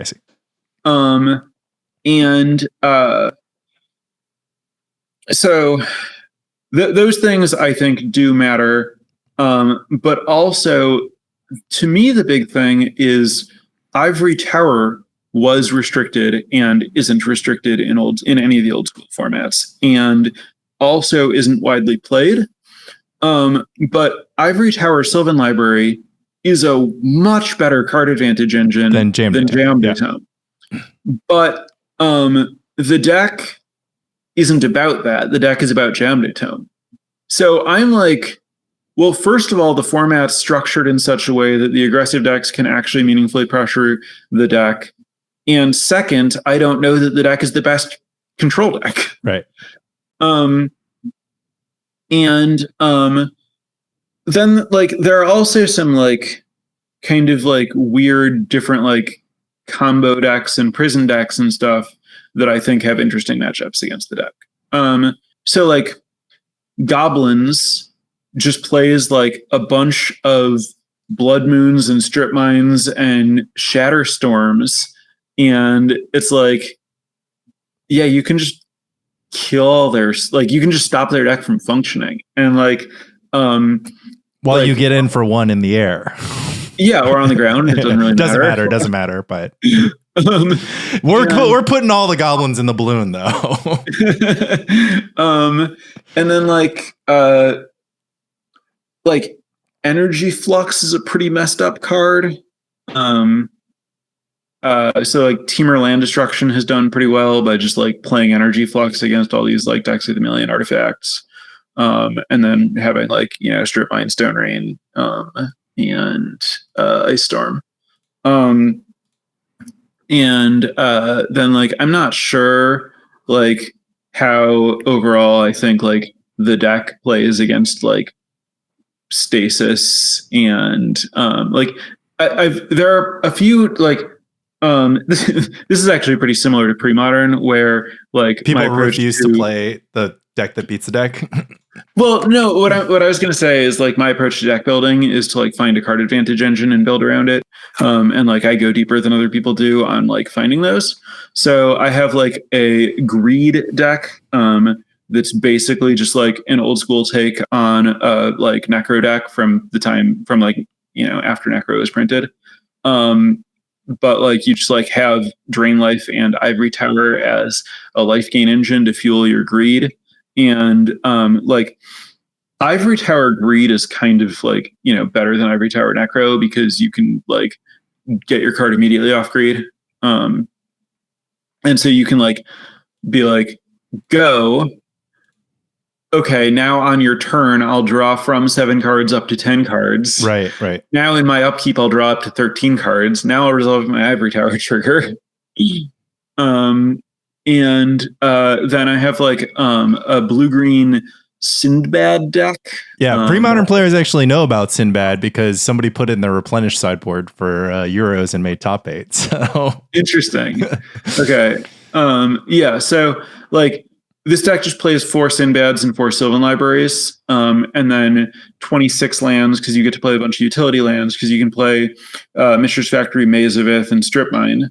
And then you just like, so your blind Sinbad isn't that bad, but then once you have like Sinbad Library, you just like draw your non-lands and put your lands on top and activate Sinbad.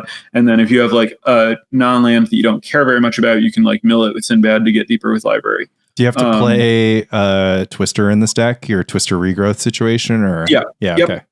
And then, so what Lenny's referring to is Gaia's Blessing doesn't exist in this format, but you can loop your deck if you have Time Twister and Regrowth. So I include that engine in any deck that like might otherwise deck itself.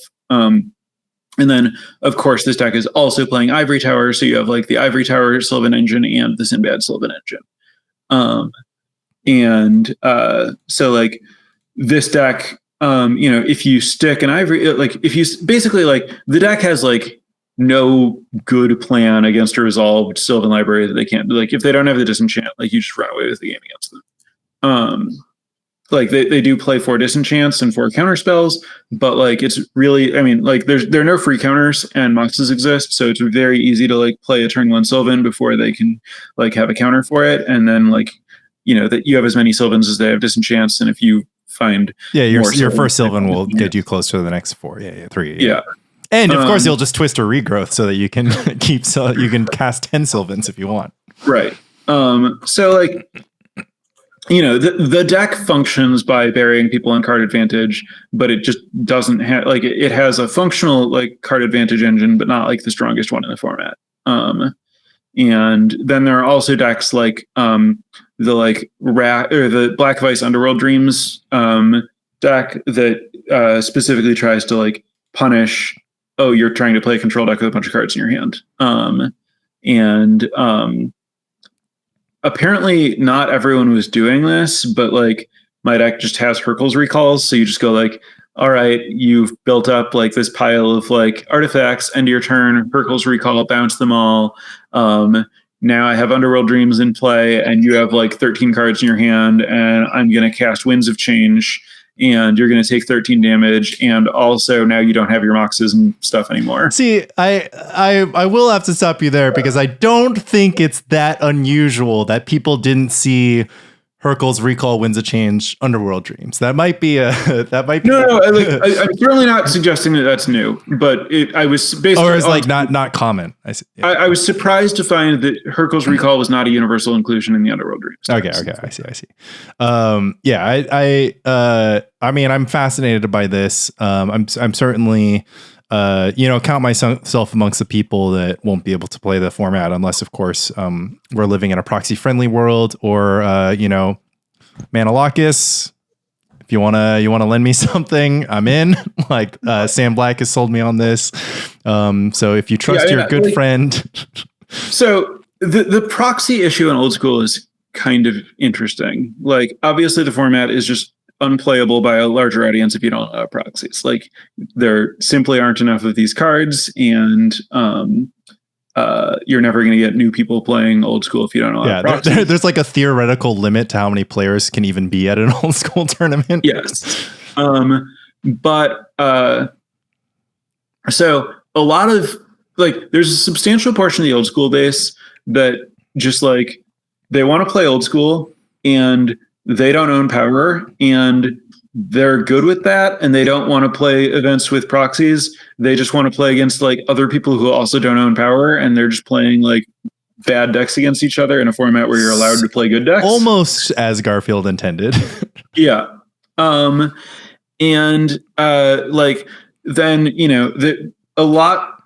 a lot of the Old School community is like very spice oriented. And like the reason that everyone thinks the deck is so good is because there's just this gentleman's agreement to accept that it's the best deck and then not play it or try to beat it. Right. And it's like, and this is why I personally prefer like spike formats over spice formats. Cause like, I think they would just have an interesting competitive format if they just tried to beat the deck and instead they just gave up. And they're like, no, the way that we're going to get diversity in our format is we're just going to like put, one copy of all these like random bad Old School legal creatures in our decks and it'll be fine. And we're just going to like, basically run on casual commander rules where we're just going to shame people for building decks that are too good. Right. And we're going to like celebrate people who like try to go 3-3 with their like, well, it sounds like we're ready for the COS splintering of the format, where we do proxy legal Old School, play the deck if you dare. But only at Sam's house, because he's painstakingly created a box of 12 decks, and the rest of us 25 decks. 25 decks I've had. My bad. You had 12 for Premodern. I assume you didn't proxy the Premodern ones, but I did not proxy the Premodern. Well, I mean, the Premodern ones used a bunch of cards that I owned, but also like a bunch of just like printer proxies. With the Old School decks, I was like, they're both not rotating formats, but like, I don't know. I just approach them differently because with Premodern, I know a bunch of other people who have decks, so I don't need to supply the entire like format myself. Right. Yeah. Whereas with Old School, it's just like, okay, these are all the decks I'm ever going to play against. If I'm going to bother doing this, I'm going to do it right. And so like I ordered, high quality proxies online, and so the decks all look awesome. Yeah, they look like the cards, which is just like, it's kind of sweet to see your goblins gain flying. That was like worth it, right? That's like made the whole thing worth it. I'm like thinking, like, I mean, it's like I don't know that much about old school, but I am like so interested in the possibility that like proxy competitive old school can become like more of a thing. But yeah, it does sound to me like the proxy friendliness is so variable, and then the play groups are still. Oh, sorry. I wanted to finish my point on that. Oh, yeah. So a lot of the people think that like if they run proxy friendly events, everyone's just going to proxy the deck, and they think that like the reason people don't play the deck is because it's prohibitively expensive because it relies on all the power, and they're like, well. Yeah, we don't want to run proxy events because everyone would just play that, and we want people to be like constrained on a budget because then they play more like monocolor aggro decks because you can make a playable mono white, mono black, mono red, mono green aggro deck with like 0 to 2 pieces of power. My answer to this is yes, at budget. You get more variety by not allowing proxies, but the effect on me personally when you don't allow proxies in your event is I own power, but I don't own 4 copies of like Candelabra of Taunos and Chains of Mephistopheles and all these like random expensive niche Legends cards or Antiquities cards that like go in like one fringe old school deck and like don't really have use in other places. You'll never be able to play it. Yeah. Right. But if you let me proxy, like, so I'm willing to buy like generically good cards. So like basically I can only play the deck, right? Like the deck plays all good cards and I'm happy to own anyway. But like this, like Candelabra deck. You can't brew, yeah. Right. Exactly. You don't want to invest in a like speculative deck that like, I'll try this once, see if it's any good, and then I'll just like own a playset of Candelabras that I won't do anything with ever again. Yeah. But if I can proxy, then I have, 26 decks that are all doing totally different things. Like I would never ever assemble this like living plane prison deck with 4 living planes and 4 falling stars if I'm not proxying it. Right. But proxy, yeah, sure, this sounds sweet. It's doing something really different than what all the other decks are doing. Oh, come on, Sam, only $120 per falling star. Yeah, the card that is actually banned in every other format. Yeah. Literally, you couldn't play it in Vintage. I guess it sounds like we just have to start our own old school with blackjack and hookers on this one because it's I mean I'm so compelled because like that's kind of like I think it's I mean look, it's a lot of people who are truly, I mean, it's a kind of unfair almost because like the old school people have their community, they have their thing going on. So, being relative outsiders to that, it's clear that they have different stated goals. But, I mean, one of the big things, like, I've talked about it with pre-modern people because there are plenty of people who play old school and play pre-modern and kind of want to get, just like they want to play more old school, right? They just like they enjoy the thing. They want to do it. Yeah. So that's the other thing to me is people are like, oh, old school is like not a proxy friendly format. So like, I can't play it. And I'm like, if you proxy up an old school deck and you like show up and someone has an old school deck and you're like, hey, I want to play against you, but all I have is this proxy deck. Like they never get to play old school. They're not going to be like, no. Yeah. They were like, I would rather not play old school than to play old school with somebody with proxies. Just like instead, if you proxy a deck that they think isn't fun to play against, they're not going to play against you again, and they're going to like, maybe be salty about it. But if you show up like with like the thing, like I do think that regardless of whether or not it's misguided, I think that the proxy rule exists for aesthetic concerns, where like they want to like have, you know, the like part of the nostalgia is the way the cards look. Yeah, yeah. And so like they don't want to play against like low quality proxies. But I mean, I think they would, and it would be fine. But like they'd prefer to be like, no, everyone like make your deck look sweet. Yeah, yeah. But also they don't want to play against someone who just like, oh, I net decked the deck that looked the best.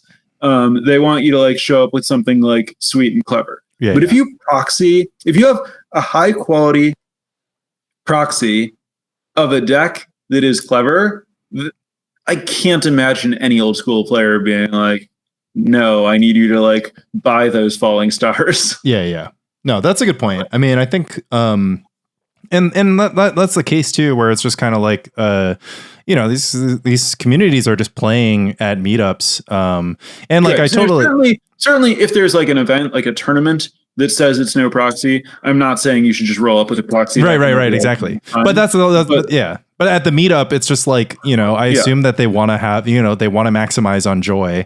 And it would just be like, you know, maybe there's one curmudgeon in the group, but, and I guess I don't know. I mean, I've never really met up with, the sisters in New York, who, like, I don't even know if they're proxy friendly. I mean, they might be, and I just don't know. And I can just like grab a Sam deck. And as long as, I do the high quality proxies, you know, that would enhance the joy for them.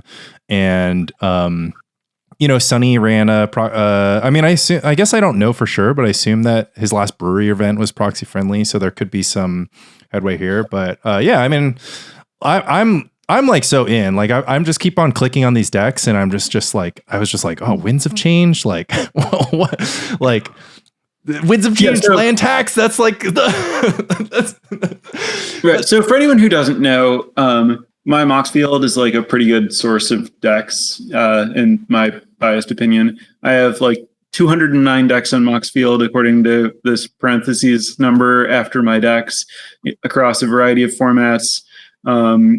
For pre-modern people, whenever I think of a deck in any format, I just like brew it up on Moxfield. So you can, my Moxfield is just the same as my everything else, Samuel H. Black.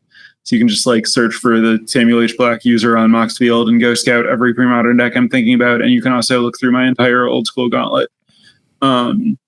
So if you're curious about what these proxy old school decks that I have look like, you can literally just go look. Also, with all of them, as I play them, I try to like update them. So sometimes they end up with some lower quality proxies in them as I like figure out the stuff should change. And then I keep the Moxfield lists for all of them current. So like I've had someone like message me and be like, hey, you have like this old school deck, like how do you think it should be built? And I'm like, the way that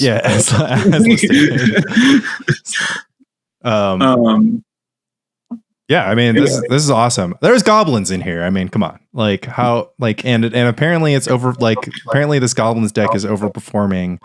And I can get down with that. I mean, like, just, I don't know. I also like, I'm one of those, people who draft Library of Alexandria very highly in Cube. So just the idea that every single one of my decks I could just start with Library and just like I'm not a good example, right? Because I imagine, well, I guess I don't know.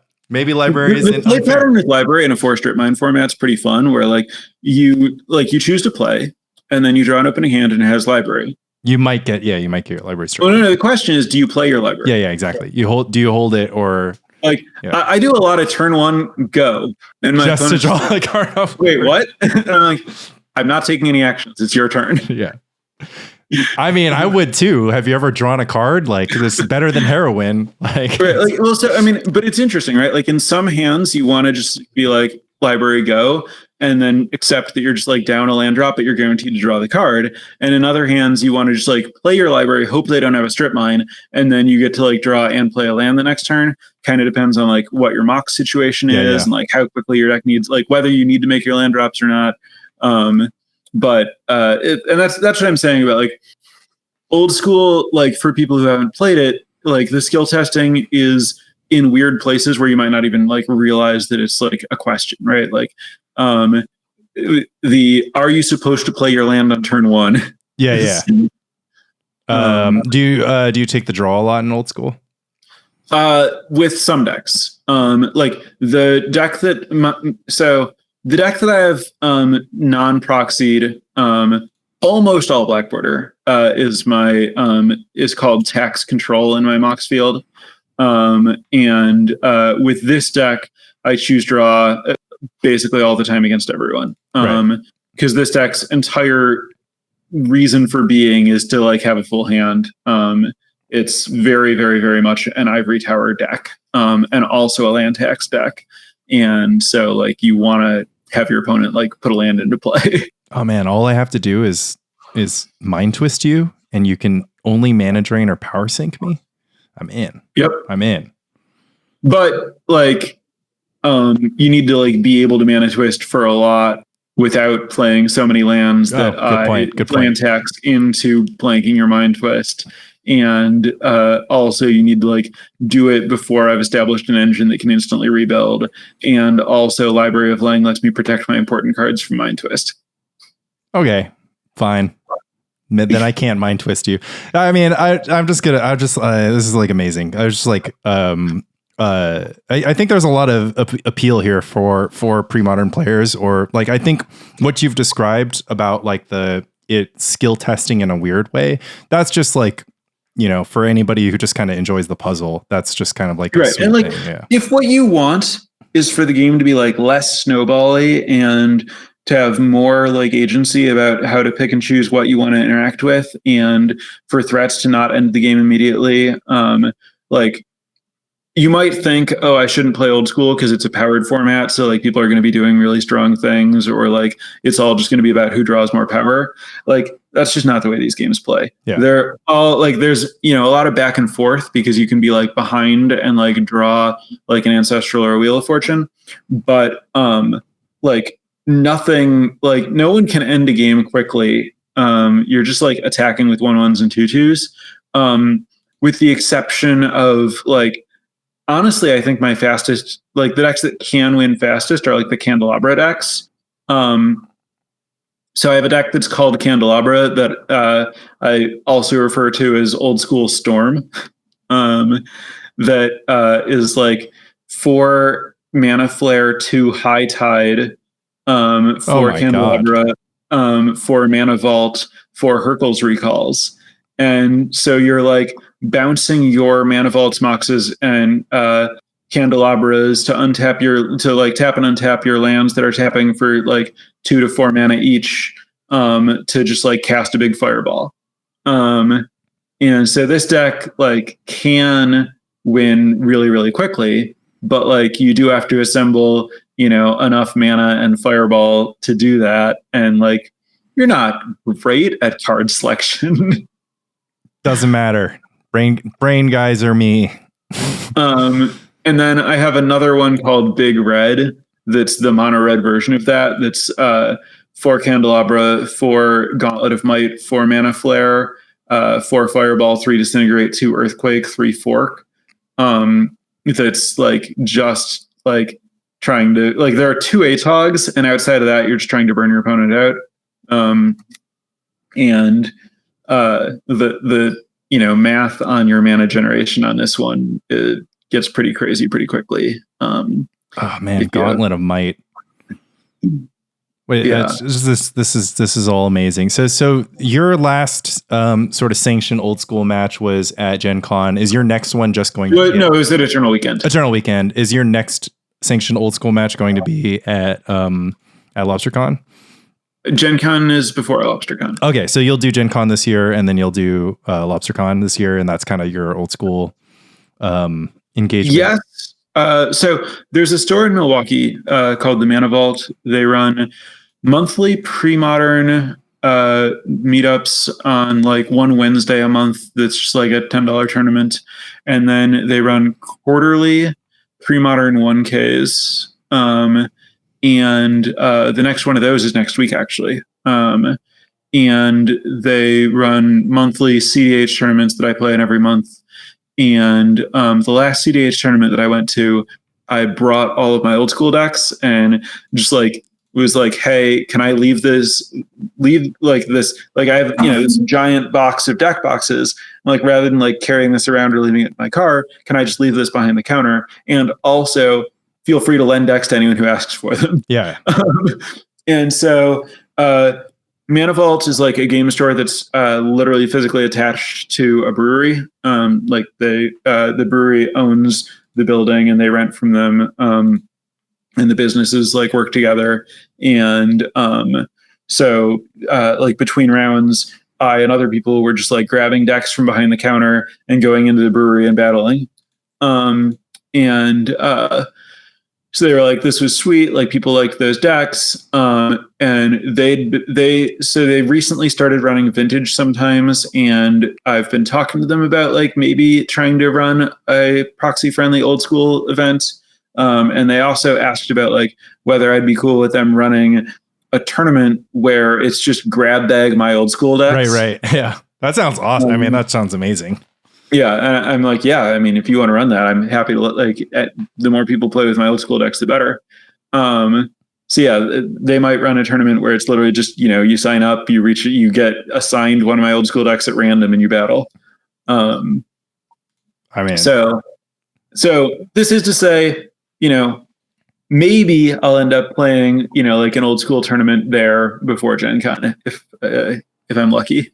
Well. That's awesome. It sounds like it sounds like Madison's the place to be. Madison always sounds like the place to be if you just let Milwaukee for the Mana Vault. Yeah. Good point. Sorry. Milwaukee for, let's just say Wisconsin. Yeah. My bad. Apologies to Milwaukee. I'm just using Madison as a blanket phrase for like where it seems everybody's having fun. It just seems like Magic Utopia. Everyone's cube drafting every day. Sounds pretty good too. Say again? The East Coast scene sounds pretty good too. I mean, it's good, but like,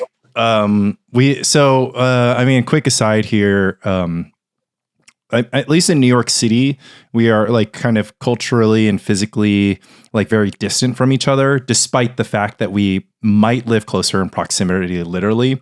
Right. Aside from the fact that it takes 40 minutes to get 7 miles in New York City, you just don't like, some people are, everybody's got a different vibe, but like the reality of the television show Friends is not something that resonates with me. It's just like, I see my friends like once a month. Sam, you have a dinner party once a week. I was just like, that sounds great. I'll do a dinner party once a month. And like the dinner party once a month needs to have like a rotating cast because like I can't fit, 20 people in my house. Unless it's a barbecue. My weekly dinner party also has a rotating cast. Yeah.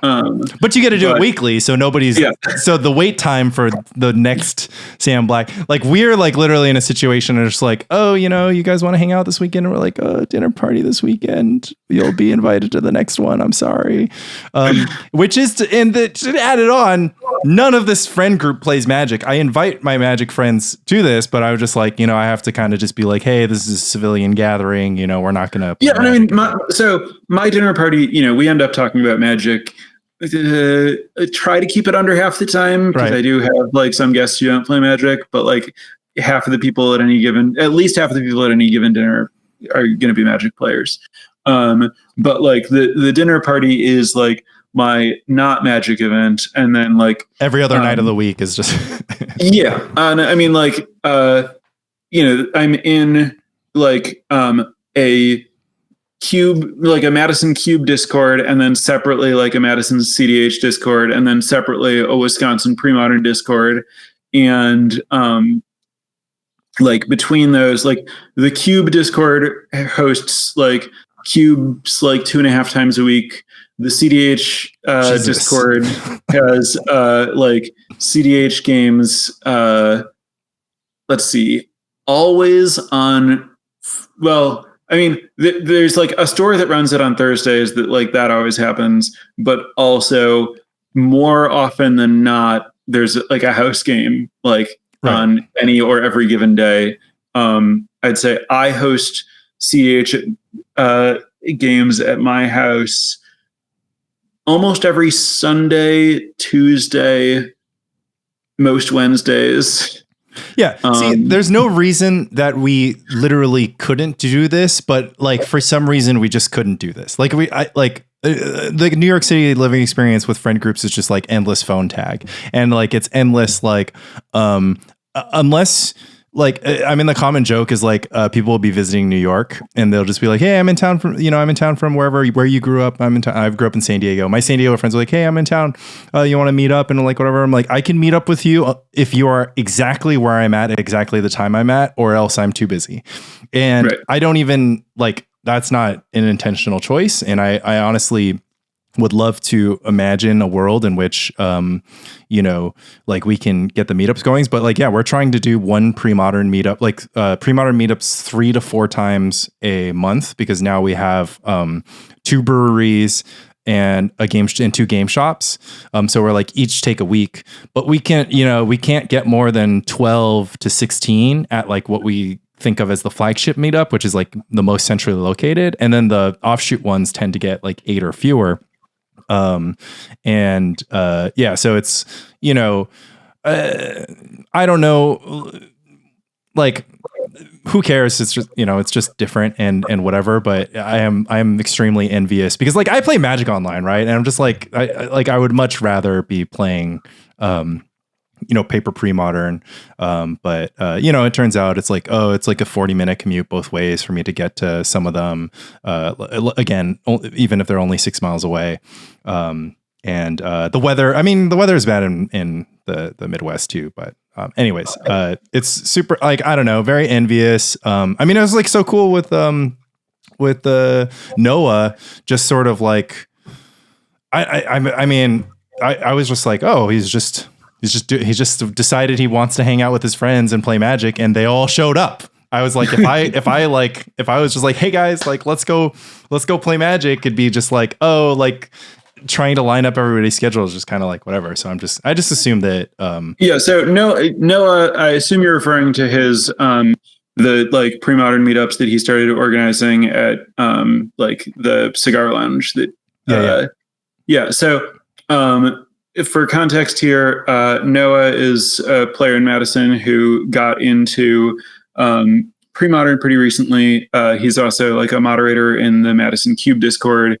He hosts Cube at his place every Thursday and hosts and organized a Premodern meetup like every other Tuesday at a cigar lounge. I think he's moving it to once a month at the cigar lounge, once a month at his place.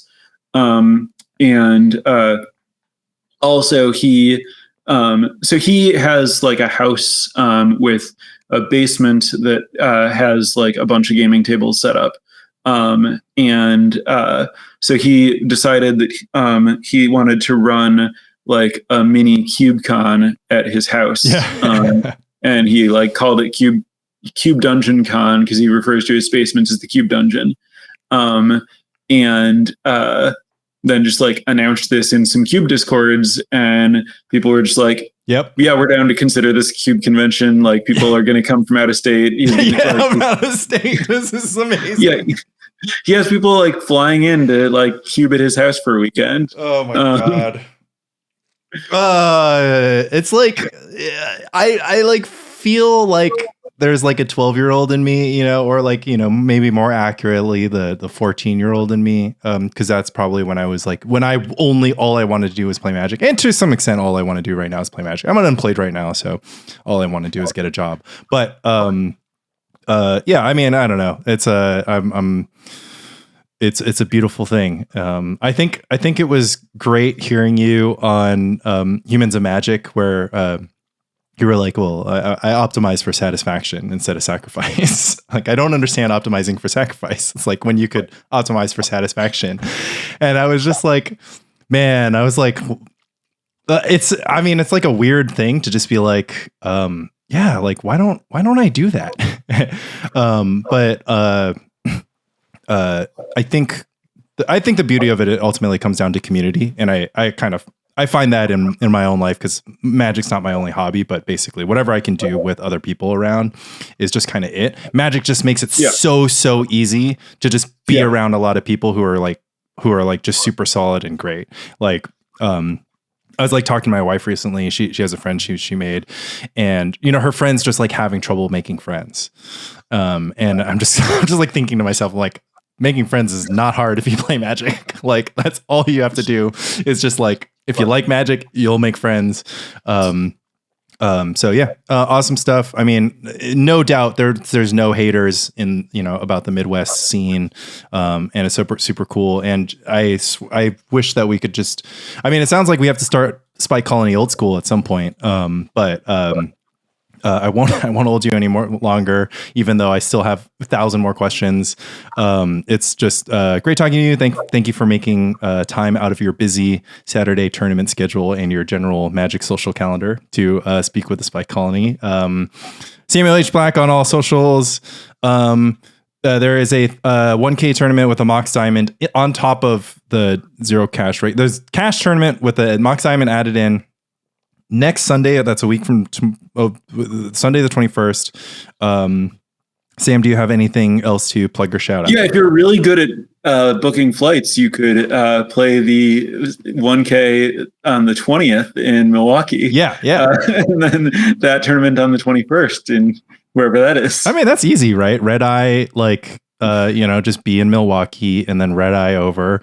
I wish that our Cube Dungeons could inspire Midwest folks to play in our breweries, but I'm sure it'll happen. I did like 2 days ago. I set up Google flight alerts for flights from Madison and Chicago to New York. Amazing.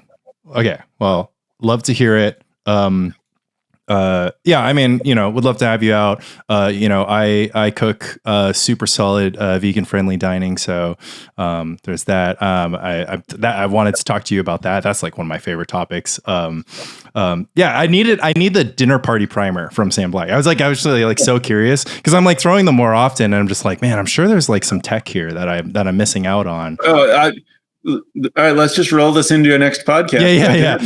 So the most recent tech was like, we need the chafer tray. So we have the heating trays now. Cause one of the things that I struggle with is getting everything to the table warm. Like that's like the number one thing for bulk cooking. That's like, I don't know what's your take on heating trays. Yeah. That's technology I don't have. Yeah. I just, have to like carefully time things, or like, I'm aware of the technology where you just like put things in a low oven or whatever. Yeah. But mostly I just like yesterday I made 2 different like Indian curries, and that's smart because those can hang. Yeah. Right. Like I was serving dinner at 6:30 and I had both of them basically done and simmering at like 4:30. Yeah. And they'll taste better with the the higher simmer time. Yeah. So for Thanksgiving, because we had about 12 for Thanksgiving. I've got 16 tomorrow for brunch, but brunch is going to be easy because brunch, you can just get a dozen bagels, various things that can be served cold. So there's very little cooking. There's going to be some baking. But yeah, sometimes it's just like an oven traffic question too, which is just like, I need to get a roast on the table, but also, 2 sheet pans of veggies. And it's like, and also like, we do mixed. So sometimes we have animal proteins and like whatever. So we try not to have animal proteins in the oven, whatever. So some stuff goes in the toaster oven, but right. Sometimes I'll do like roast a tray of veggies and then just like set it aside and then just like throw it under the broiler for a couple minutes when it's like time to serve it. Yeah. I've noticed one of the ultimate things is that I severely underrate plating time too. Just like the physical act of moving the food from the kitchen to wherever it's going to go on the table. It's like in the time that it takes to like put your veggies in a plate, like get whatever the thing is that needed 4 minutes on the oven or stovetop, and then by the time you plate that, your veggies are already cold. So we're still contending with that. But I will say, the chafing tray or dish or whatever, I forget its technical name. My wife works in catering. I was like, "Can we get those things?" And she was just like, "Yeah, you just order it." And it's like you get a little cylinder of gas and you just light it under the right. And it's like a water table and it's like stuff. So the only thing is storage, right? So like you have to keep that stuff in the basement. Yeah, storage is like, I don't actually think it's worth getting that stuff for me, just because like I live in like a 1-bedroom condo. Fair, and like storage is like pretty serious. and like I do ever like just keep magic cards in it when you're not using it. As far as plating, like I just, I do everything like very like family style. I just have like some big bowls that I just like pour stuff from like the pot that I cooked it on the stove, like pour it into a bowl, put the bowl on the table. Yeah. My wife, I mean, us, we're a little bit of an Instagram family. So my wife got the large anthropology, ceramic plates with mushrooms. Our entire house is mushroom themed. Oh, nice. So all of our plates and serving plates have like mushrooms on them. And yeah, so it's very cottagecore.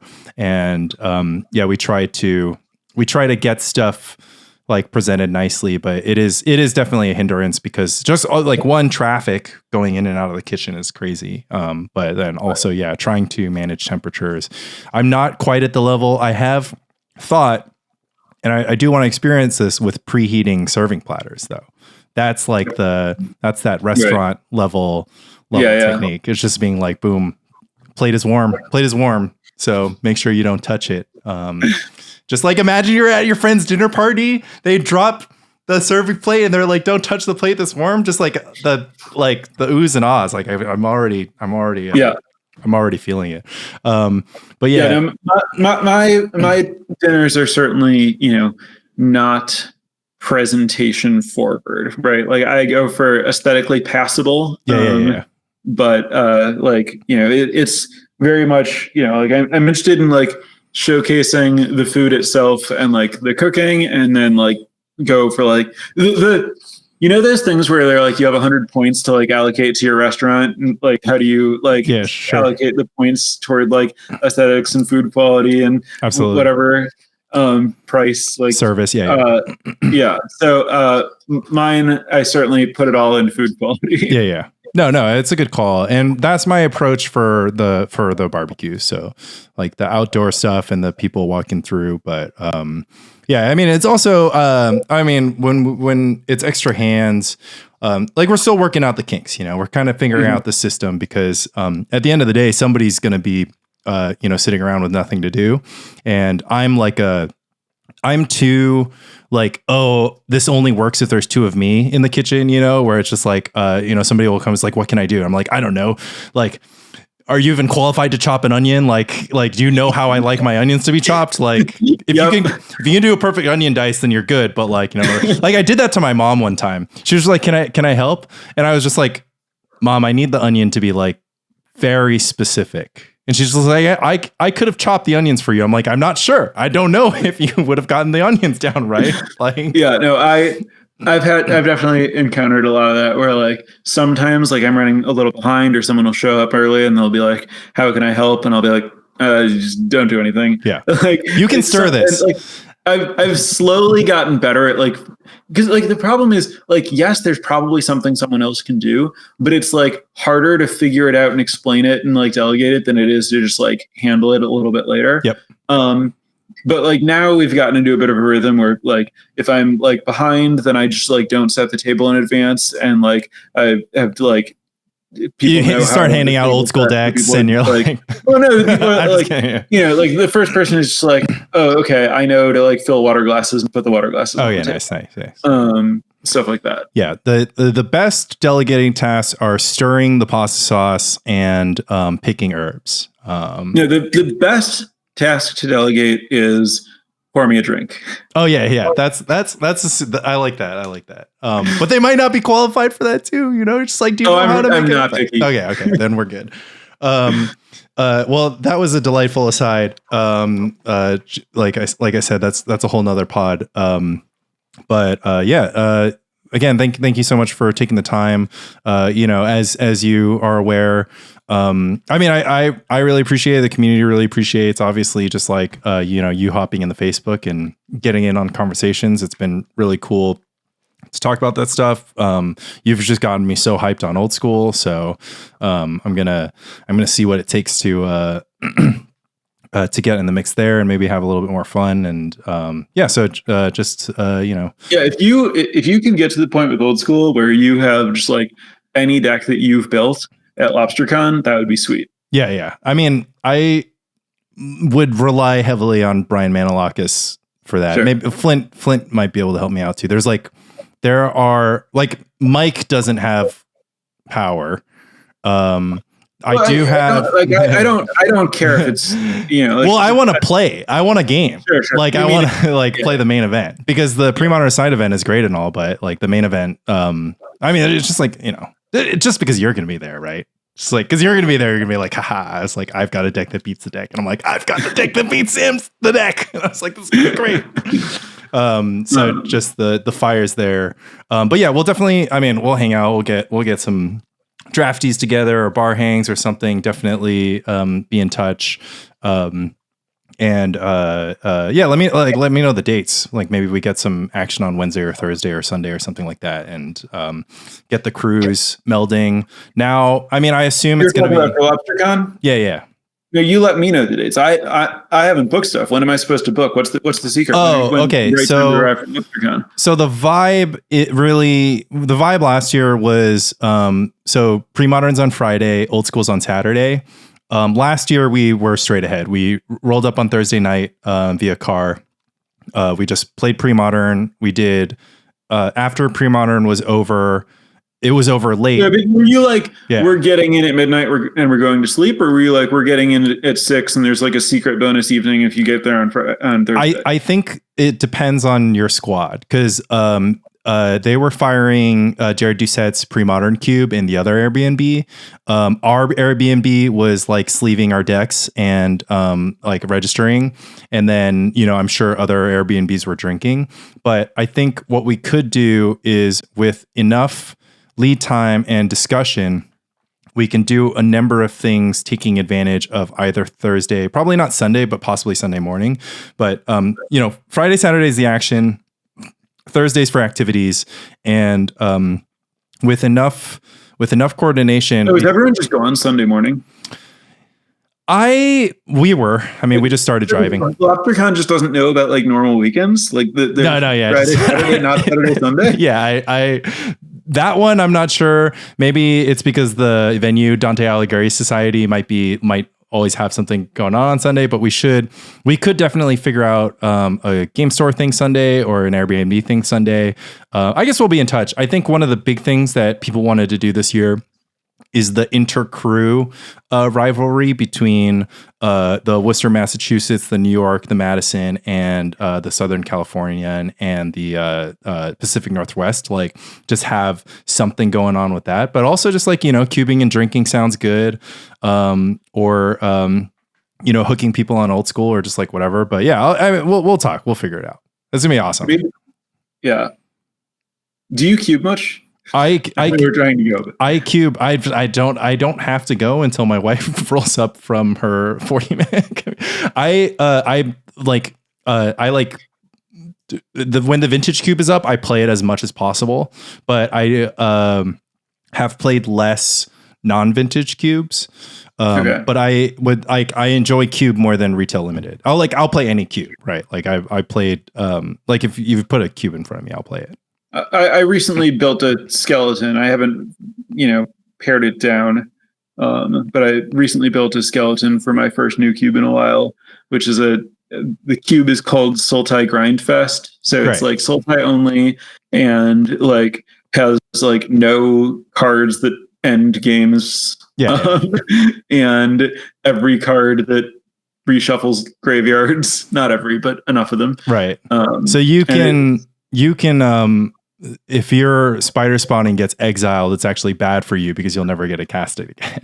No. I planned for that. There's both Runic Repetition, which returns target exiled card with flashback you own to your hand. There's also the blue-green creature that does something similar. Rootcoil Creeper has blue-green tap, exile Rootcoil Creeper, return target card with flashback you own from exile to your hand. And then if that's insufficient and you had some non-flashback card that was a key part of your engine that got exiled, there's also Rift Sweeper, which puts a card from exile into your library. Because I do want some cards that exile like Cremate and stuff, but not like Tormod's Crypt. so that like you can like interact with people's engines, but I also, don't want them to be able to just like really permanently stuff your engine if you want to be prepared for it. The cube is about going like super, super, super deep on the like, grind. Yeah. This is literally an environment that you've engineered for yourself to be able to thrive in. This is like, it's like, what are the most fun cards to play with? Yeah. Exactly what I like. It couldn't have been hard for you to make. Yeah. I mean, I think some cubing can get done. Obviously there's a lot of push to, Lan wants me to go to KubeCon, even though he's not even going to participate in KubeCon. He's just going to donate his cube list for the duplicate sealed, but then go to another con. Do you mean the same con? Because KubeCon is run in like as a part of Gamehole Con, which is just like so he just wants to do all the not KubeCon stuff at Gamehole Con. But to be clear, when he said I'm going to Gamehole Con, I thought that he was just making up a thing that just like didn't exist, because it doesn't sound like it's a real thing. But I guess I got to Google that one. So KubeCon, I mean, it seems awesome. Go ship out to Madison, where the grass is green only half the year, but there's all of the year Magic is getting played.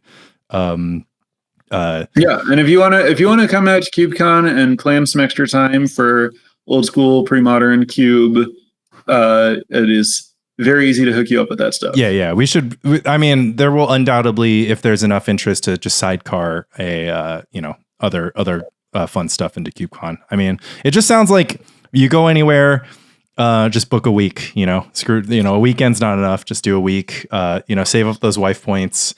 I'm already trying to position myself for the it's like, hey, how I was planning on being gone for 3 days, because like Boston's just like car, so driving back and forth, like like by Sunday, you're like, oh, let's just get home and start work on Monday. But maybe take an extra day off and cube with me and Sam Black.